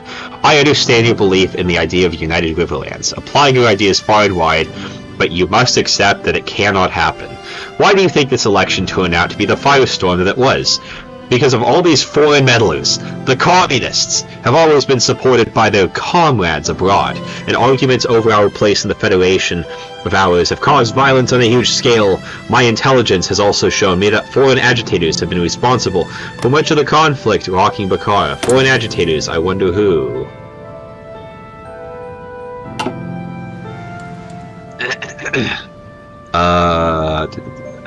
The Admiral takes out sheets and sheets of reports and places them in front of Firmscow, who in turn begins to shuffle through them. An intense redness overcomes Firmscow, distress gnawing at her face. How? Communists from Rejekograd? Donations to the BSP from Wittenland and Nimbusia? Cobalt Wind suddenly noticed something. Her negotiation partner was upset. She always knew that Firmscow would not be comfortable with the loss of her political power, but this was genuine sadness? Cobalt Wind. This is not the appropriate music. This is very appropriate music. Cobalt Wind suddenly noticed something. Her negotiation partner was upset? She always knew that Firmscow would not be comfortable with the loss of her political power, but this was genuine sadness? Cobalt Wind felt a strange compulsion in her chest, a warm throbbing to try to comfort this mayor. Something she had never felt penetrate her cold steel military demeanor. Walking around her desk, she places a hoof on Firmscow's shoulder. Do not be too upset. You can still help Bakara. Come with me and help lead Bakara into the future. Come with me and help me lead Bakara into a new future. Free from the slavers. Free from the slavers and the communists from abroad. Bakara tried to open herself to the world, and the world rejected and abused her, so Bakara must keep to her own. Firmscow pulled herself together and turned to face the military mayor who now rested on her shoulder, face red as a beet as she stammered out a few words. Yeah, you shall have the support of the BFZ from now on. You will make Bakara proud. The Admiral chuckled. Well, you are coming with me, of course. You will lead by my side, and maybe you can be my side in other places. And maybe you could be by my side in other places too. Firmscow jumped back at this and out of her chip. You what? I mean, I guess so, but where would this be? The Admiral smiled, the warm feeling in her chest intensifying. Well, let's try my personal quarters. What a lovely mayor. Okay, we get Firmscow as a political advisor, and we replace utter chaos with just regular chaos. Regular chaos. The country's political situation has stabilized somewhat, although severe unrest still grips several major cities. At the very least, violence is at a level where it can be managed by local authorities. And we get Firmscow as a popular figurehead. Oh wait, it looks like the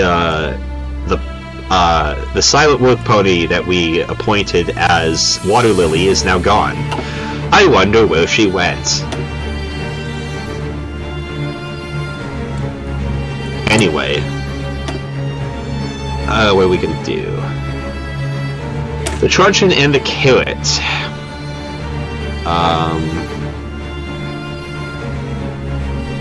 Through her time at the Admiralty, Cobalt Wind has learned a few key things about discipline and order. When dealing with rowdy sailors, she soon learned the power of the truncheon and how to organize and discipline disorderly ponies. And reward those who did their duties well. We can apply the same ideas to dealing with the former regime's officials. The choice between the carrot or the truncheon is theirs. That should improve stability.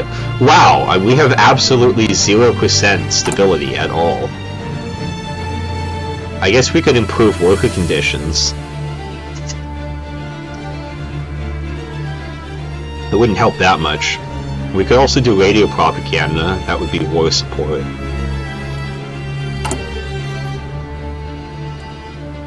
Would it help? Would it really be all that helpful if we did that? Agricultural concern might be better, but I don't know what the heck. We have some pretty huge. Okay, minus 50 factory output. We definitely need to solve this.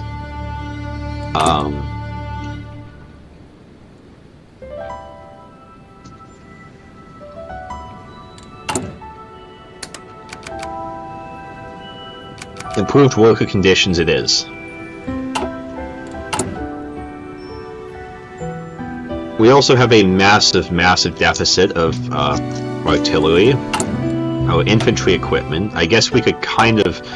It looks like Tobak is selling us selling weapons, so we might as well give us all the weapons you can spare, because we really need them.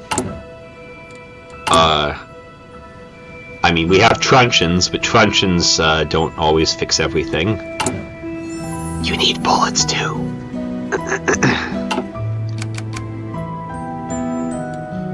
Speaking of bullets, let's see how the war is doing. Alright, I think we're ready to attack. Alright, looking a lot better now. I guess these guys are still alive somehow, but they shouldn't be for much longer. Then again, they have nowhere to retreat to. Except hell, I guess, so we might as well send them there.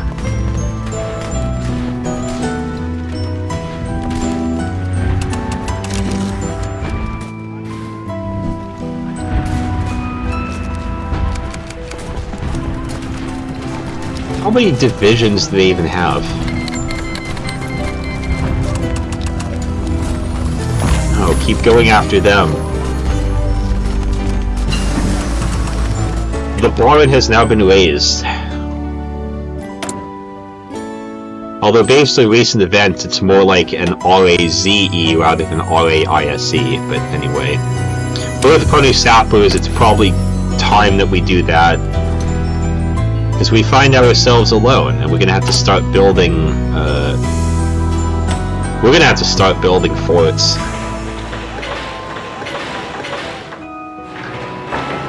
We are alone in the world, and we must protect ourselves. We're gonna build all the forts. Eventually there will be no province left unfortified, but these are the most important ones, I think. We're gonna move that factory all the way down.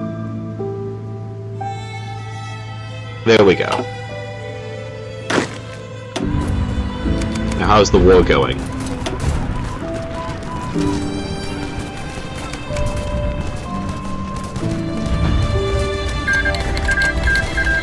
The revolutionaries of the Second Equestria Republic, we don't care about the Great Lakes, have toppled the monarchists of the Duchy of Venovia, made blood water their furrows. Although Pridea is still hanging on a bit.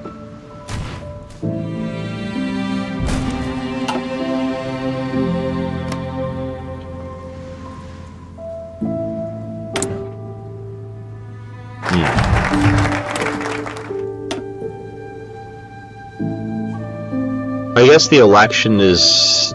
I'm going to assume it's still ongoing. Okay. Do they still have let's all have a say? Yeah, they do. Okay, so they haven't elected an actual leader yet, but... Meanwhile, over here, The war is still ongoing. It's probably too early to figure out, too early to name a likely winner yet. Although it is kind of, well, for the Lunar Empire, it is disappointing they haven't captured Bales yet. But I mean, they've been pushed back from the Everfree too. But then again, that's kind of a supply death trap. So it might actually be smart for them to not have their people sitting there to die. And the Disciples are doing a lot better than I would expect, at least for now. But that could change in a year's time, or 6 months' time.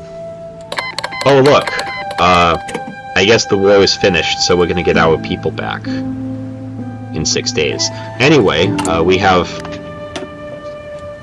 the national focus. The truncheon and carrot policy. Any pony who claims to value liberty and order is given a simple choice: work with the government and be rewarded, or oppose it and face the consequences. In time, this policy will get all remaining skeptics in line. What to do now? I think it would be best to try to finish up the political focuses, and then maybe we could call it a night. Destroy unpatriotic elements. There are still too many communist dissidents within our borders. The patriotic putsch scared them underground, but they still operate and try to subvert our regime. This will not do. We must hunt them all down and show them the error of their ways once and for all. All military forces and loyal militias shall be granted a single directive: search and destroy.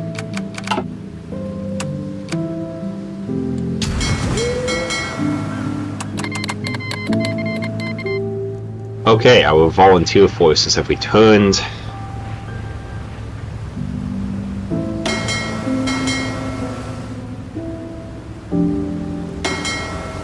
I'm pretty sure that's not how you spell crustacean. But this mod was made by a lot of people who don't speak English. As a first language, at least. Alright, this was the division that we sent abroad. It is now back and is recovering. We still have a deficit of infantry equipment.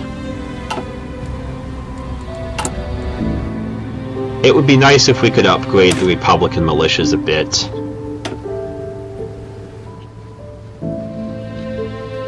Since they're not all that powerful without, say, engineers and recon. Okay, we don't have enough for engineers, but recon I meant.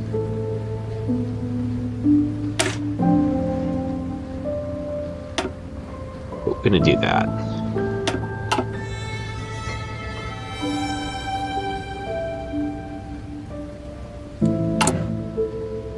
And I think the upgrade would still require a little bit of infantry equipment, so we'll have to wait on that.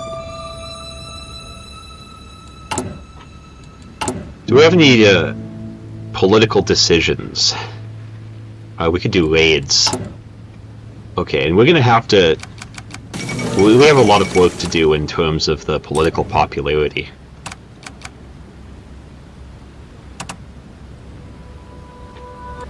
I mean, we have a lot of work to do in this country before it gets good. And as I said earlier, we'd probably need to actually have a couple of... I might actually do this again tomorrow, just because...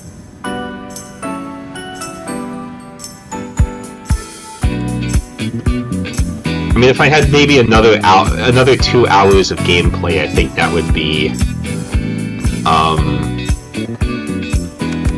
we could probably get somewhere. I mean, it would probably require at least 3 hours to actually complete the focus tree and do any and all wars that they're supposed to do, but I think for the meantime...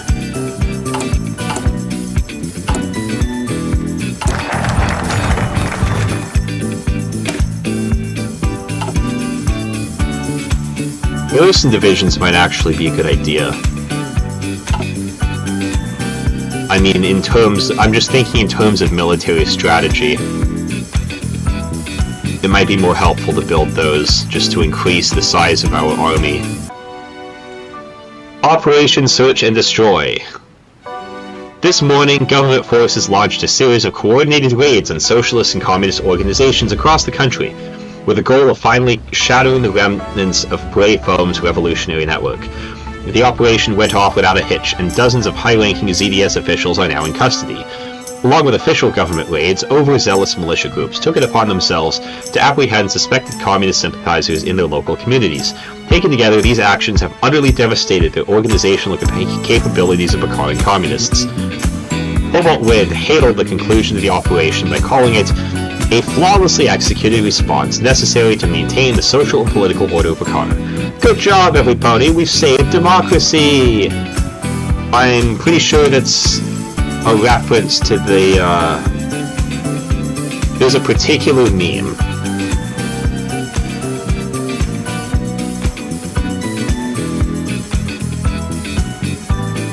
I assume it's a reference to that. I'm trying to find it. Okay, we did it.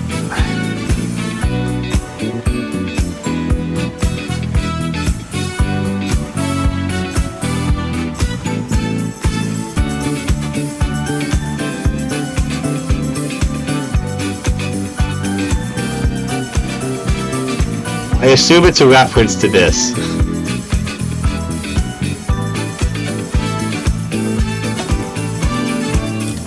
Alright, we replaced chaos with dying tensions. Although they may not be happy about it, almost all of Bakara's citizenry now accepts the government's authority. What few holdouts remain are politically isolated and lack any real influence. And stability is now up at 25%. So that's good.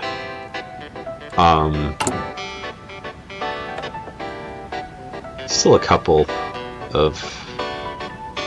Yeah, we'll appoint Foam's cow as soon as we have the points for it.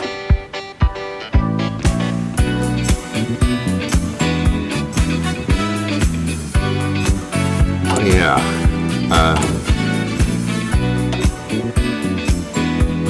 We're still importing equipment.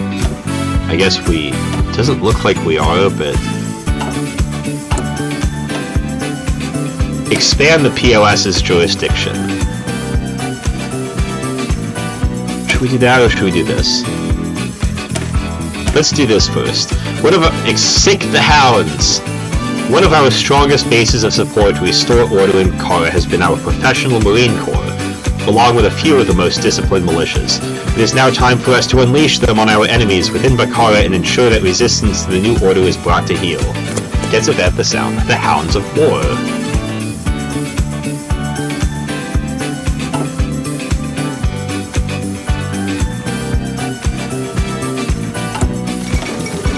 Daybreaker ascends.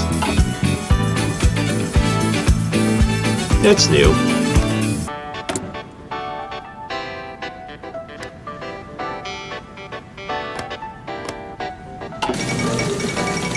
Gladmane wins in New Maryland. This morning, Gladmane was sworn in as the first president of an independent New Maryland. As Gladmane, took the stand, he made a riveting and slightly understandable speech about how great the nation would be under his leadership. He promised the masses wealth by allowing the corporations in New Maryland to flourish with little government oversight. Despite his record, the people cheered him on as he took the oath of office. Sounds like a bad idea. Okay, well, but we have our own problems to deal with over here.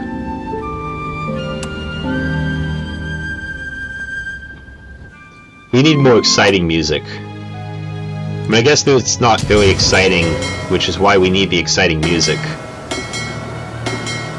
To make you think things are actually happening when they aren't.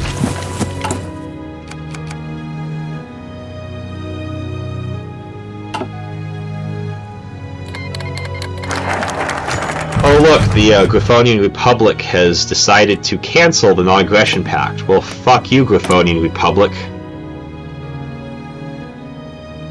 You're going down, Kamirsky. Although I'm not going to take you down. These guys will. But anyway. The Hounds of War. Today's planned protest by the BSP was thwarted by government forces, leading to violent clashes in the streets of Bukhara City. The disgruntled parties intended to voice their displeasure with Cobalt Wind in person, and the run-up to the event saw massive military mobilization in and around the capital in response. It did not take long for the protesters' march through the capital to become blocked by Marines, who held their ground and refused to yield.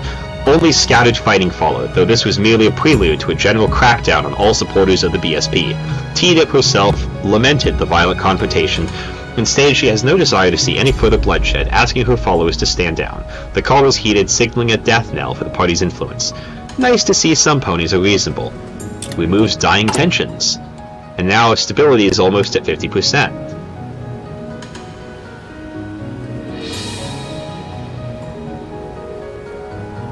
Oh. Wait. Okay, never mind. I thought trudging Hillet added stability weekly, but it doesn't. It adds daily political power gain. In order to do more of these things, we are going to need to finish all of this. Expand the POS's jurisdiction. The Pomorska Obviska Slubsa, our Navy Intelligence Service, has until now been relegated to a military service and taking care of crime off our shorelines. But in this time of greatest trial, great trial, is that a TNO reference? Ooh! For Bukhara as a whole, we require a group of mares and stallions that we can trust with our country's most sensitive information. Only the POS can handle this responsibility. That will add stability, and it will add an operative slot, which, by the way, I don't think we have an intelligence agency, and I was kind of holding out until now because I didn't know if there was a focus to make one, or if I have to go through the effort of making one myself. Oh shit, okay. Okay, I thought... Actually, apparently we still have that import agreement, but it doesn't look like... Are they delivering? Okay, I guess maybe they are... Although I feel like we need our factory back. Okay. Oh, I didn't realize that we were using two factories. We're gonna have a temporary equipment materials shortage because we need to get that agency going up. It says OOS. I thought it was the POS. Oh well.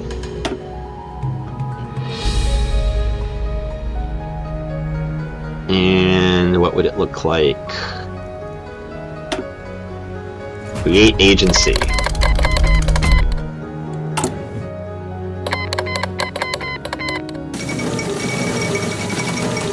A new queen in Wittenland.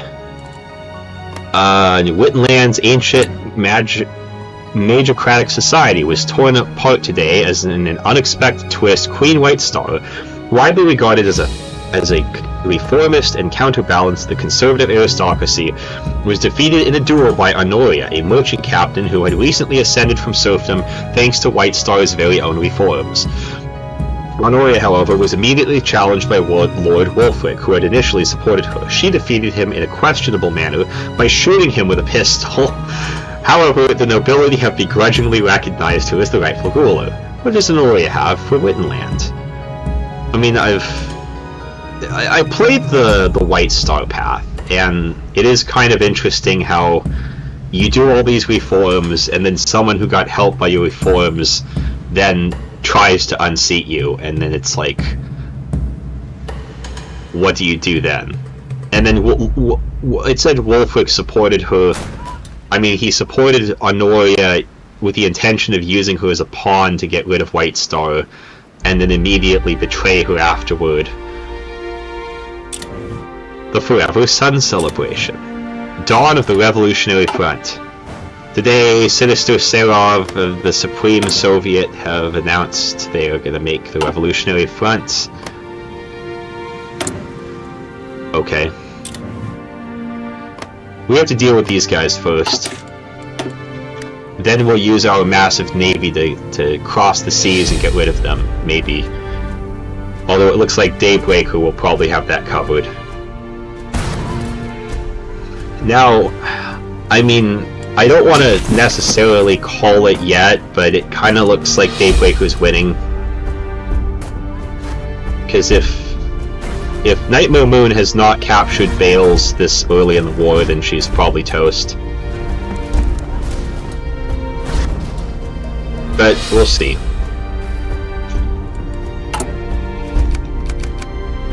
Now, it seems kind of unfortunate... Oh, a Purist Coup in Nimbusia. You get that guy. Okay. As I was saying before, it seems kind of unfortunate that you'd have a government agency with the acronym POS, because POS could also be interpreted to mean piece of shit. But okay. I mean, maybe that was the intention. And now we have another thing. We might as well do national standards. I mean, we need it to get other things. And we kind of have a shortage of... Okay, well, we did have a shortage of building slots, but we have a bit more. But if we want more, we're going to have to do technologies, which require this first. And now we have enough political power that we can appoint Firm Scow as our figurehead. And now we're above 50% stability, so that's nice.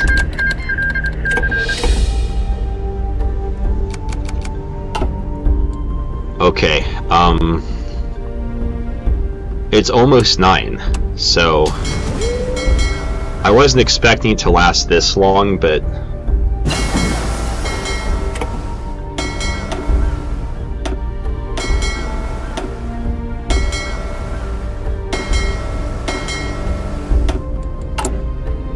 I'm gonna try to do it as fast as I can.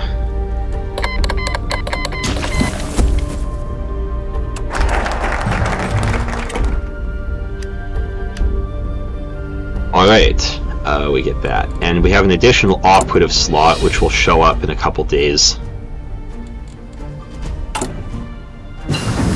But now I think we need to get our...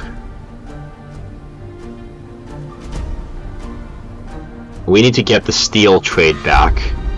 And ideally we would get it from a country that we are unlikely to go to war with. How about New Maryland? There we go. Now for this.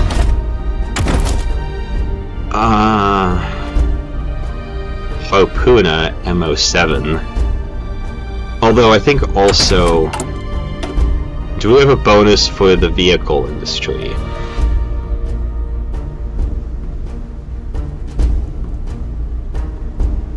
Oh no. I'll just start doing it now. If we research trucks, we can get to field hospitals, which we'd probably need if we're going to do a major war at some point. It's good it would be good to just get ahead on that soon.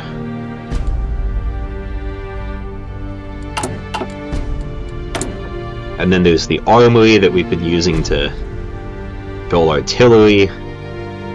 Mobile limbers versus stable platforms. Advanced barrel forging. Big guns. I like big guns and I cannot lie. Alright, anyway.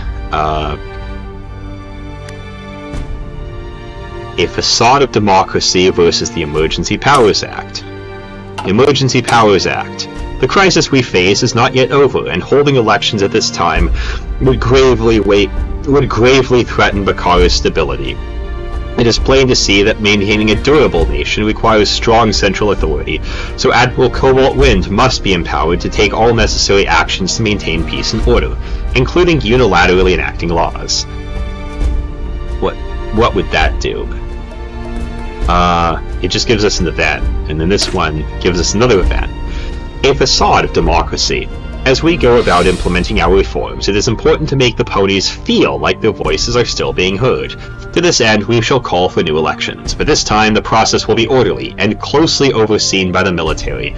Soldiers will also review the ballots to make sure no irregularities in the results. Let's do this.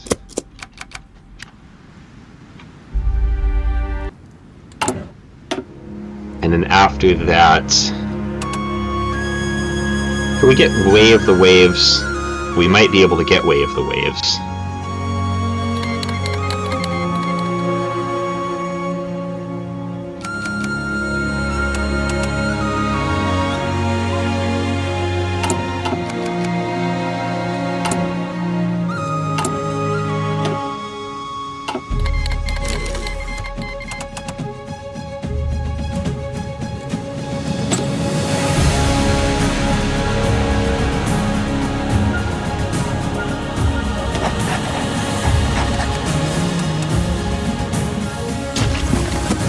See what else is going on here.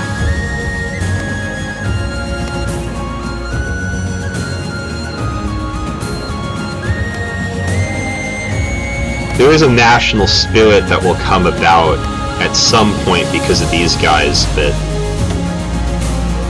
it doesn't seem like they're there yet.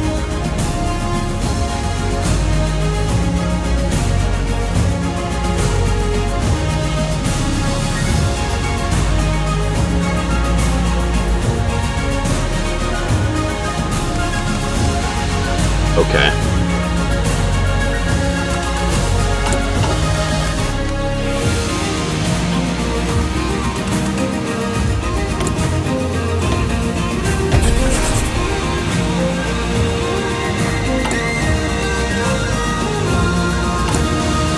We still have a shortage of guns, so we're going to need to import some from anyone who happens to be selling. We could buy pre-industrial artillery, which we do have a shortage of. Or at least we have 0 in reserve. Hopefully they'll still have it on the market, but I think for now we need to buy more rifles from Tobuk. They have plenty of them.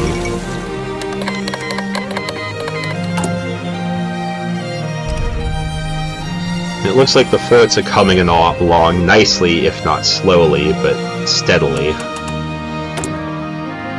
We don't really have the divisions to man them, though.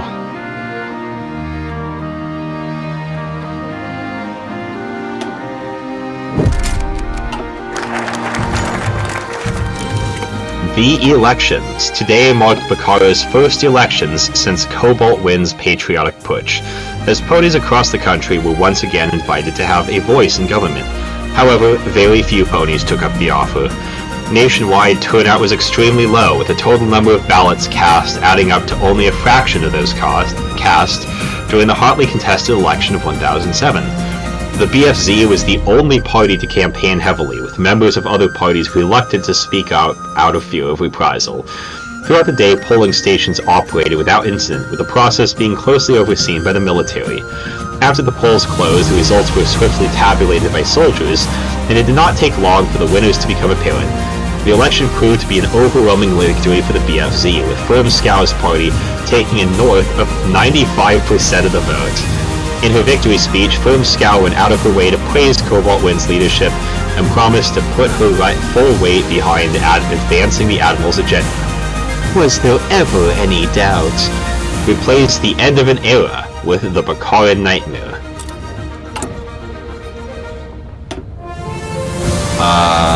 Which one of these? Controlled opposition. Bakara's situation is stabilized to the point where we can now consider easing up on restrictions of public debate. Ponies should be allowed to disagree with the government and express their disagreement openly, so long as they do not cross the line into calling for revolution. Or, media integration. We must not ignore the power of the media to direct and manipulate the actions of the populace. If left unchecked, pamphlets and newspapers could be the downfall of our regime. To guard against unrest, the POS must be given the authority to oversee media outlets and ensure they refrain from publishing seditious material. Let's go with that. The Bakaran Nightmare. Oh, we get another operative. How nice. Let's send you over here to build up a network. The Bakaran Night. Okay, I guess we could appoint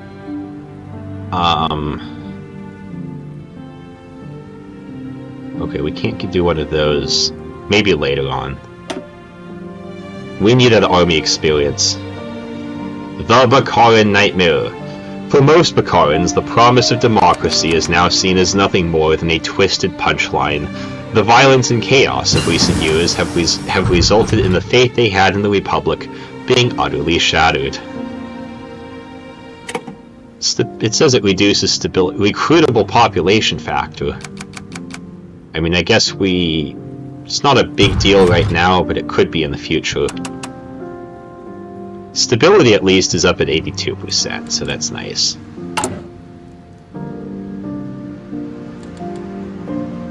What could we do now?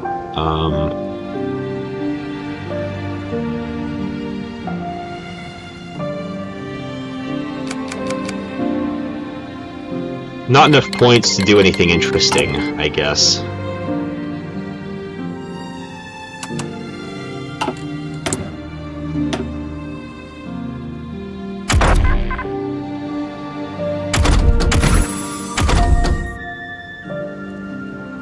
How about steel and cement? I think that would be useful.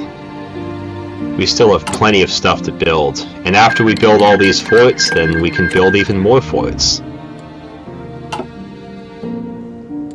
That's just the start of our fort building. We'll have an entire Maginot line by the end of the game. The Way of the Waves. In recent years, the Bakaran philosophical tradition has been neglected as ponies turn their eyes outwards towards the Riverlands. We should do more to encourage philosophical contemplation so all citizens might share a common way of thinking, a Bakaran way of thinking. Gains a research slot and a spirit which improves stability. And political power gain, which is important for us.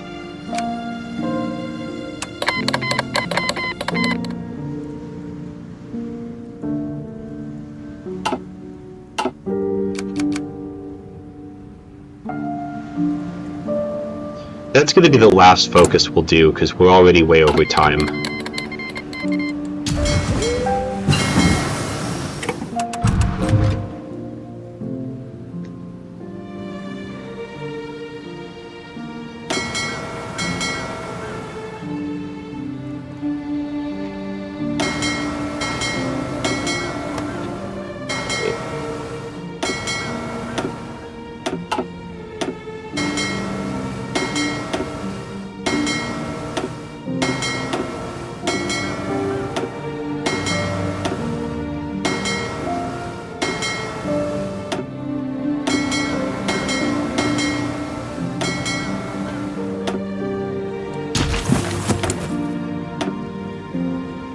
What to do now?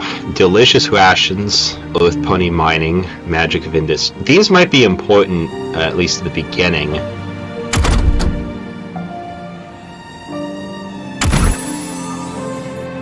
Yeah, let's do that. We don't have many resources, so we need to make the most out of the ones we have. And then we'll get to the factory thing so that we can try to produce weapons more. We only have 2 factories, which is something we need to kind of fix. We already finished the cruisers we had, so we need to build more. And I think...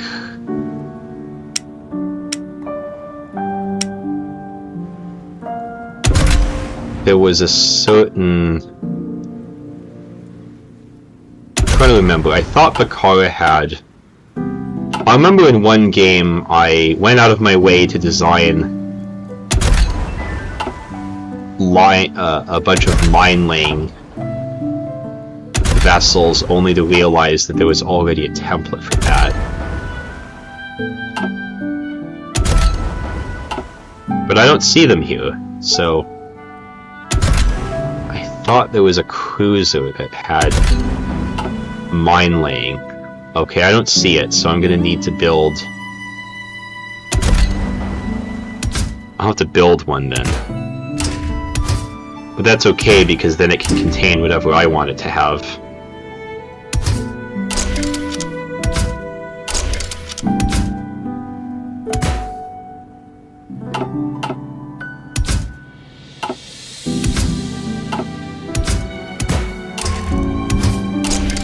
We do not have radar yet, which is a shame.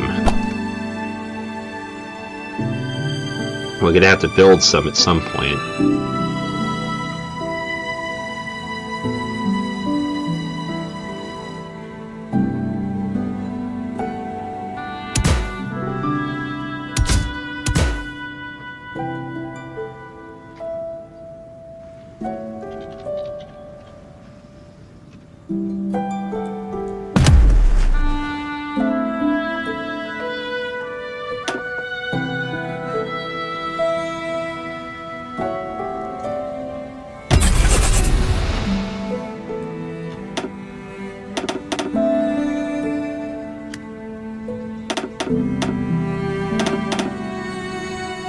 There we go.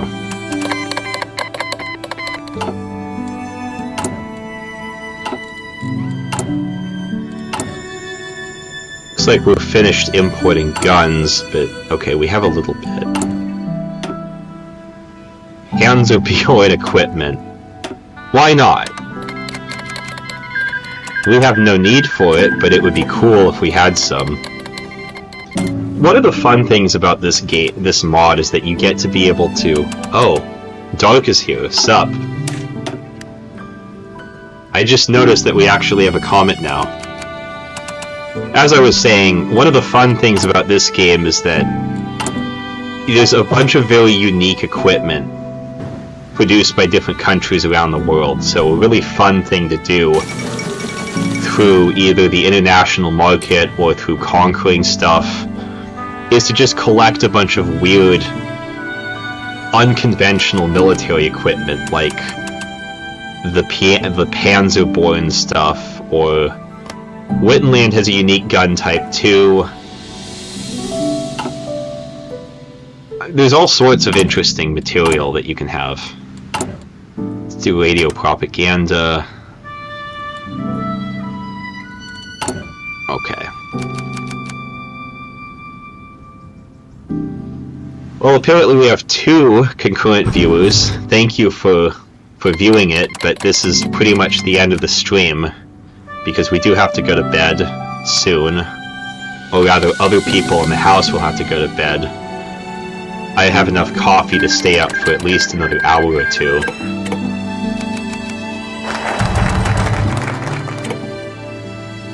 Alright, well... that's it. I don't think there's really much more we can do tonight. But if you just started watching recently, you can, of course, go back to the beginning and view the beginning from there.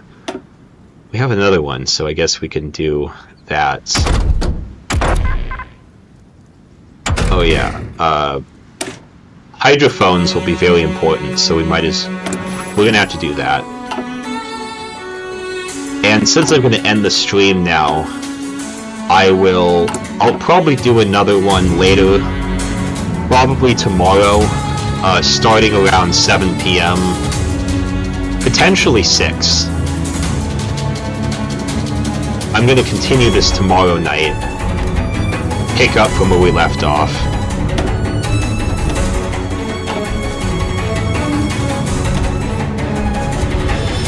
But yeah, so a good night, and hope you enjoyed it. I'm gonna stop streaming now. Chat with me. Okay.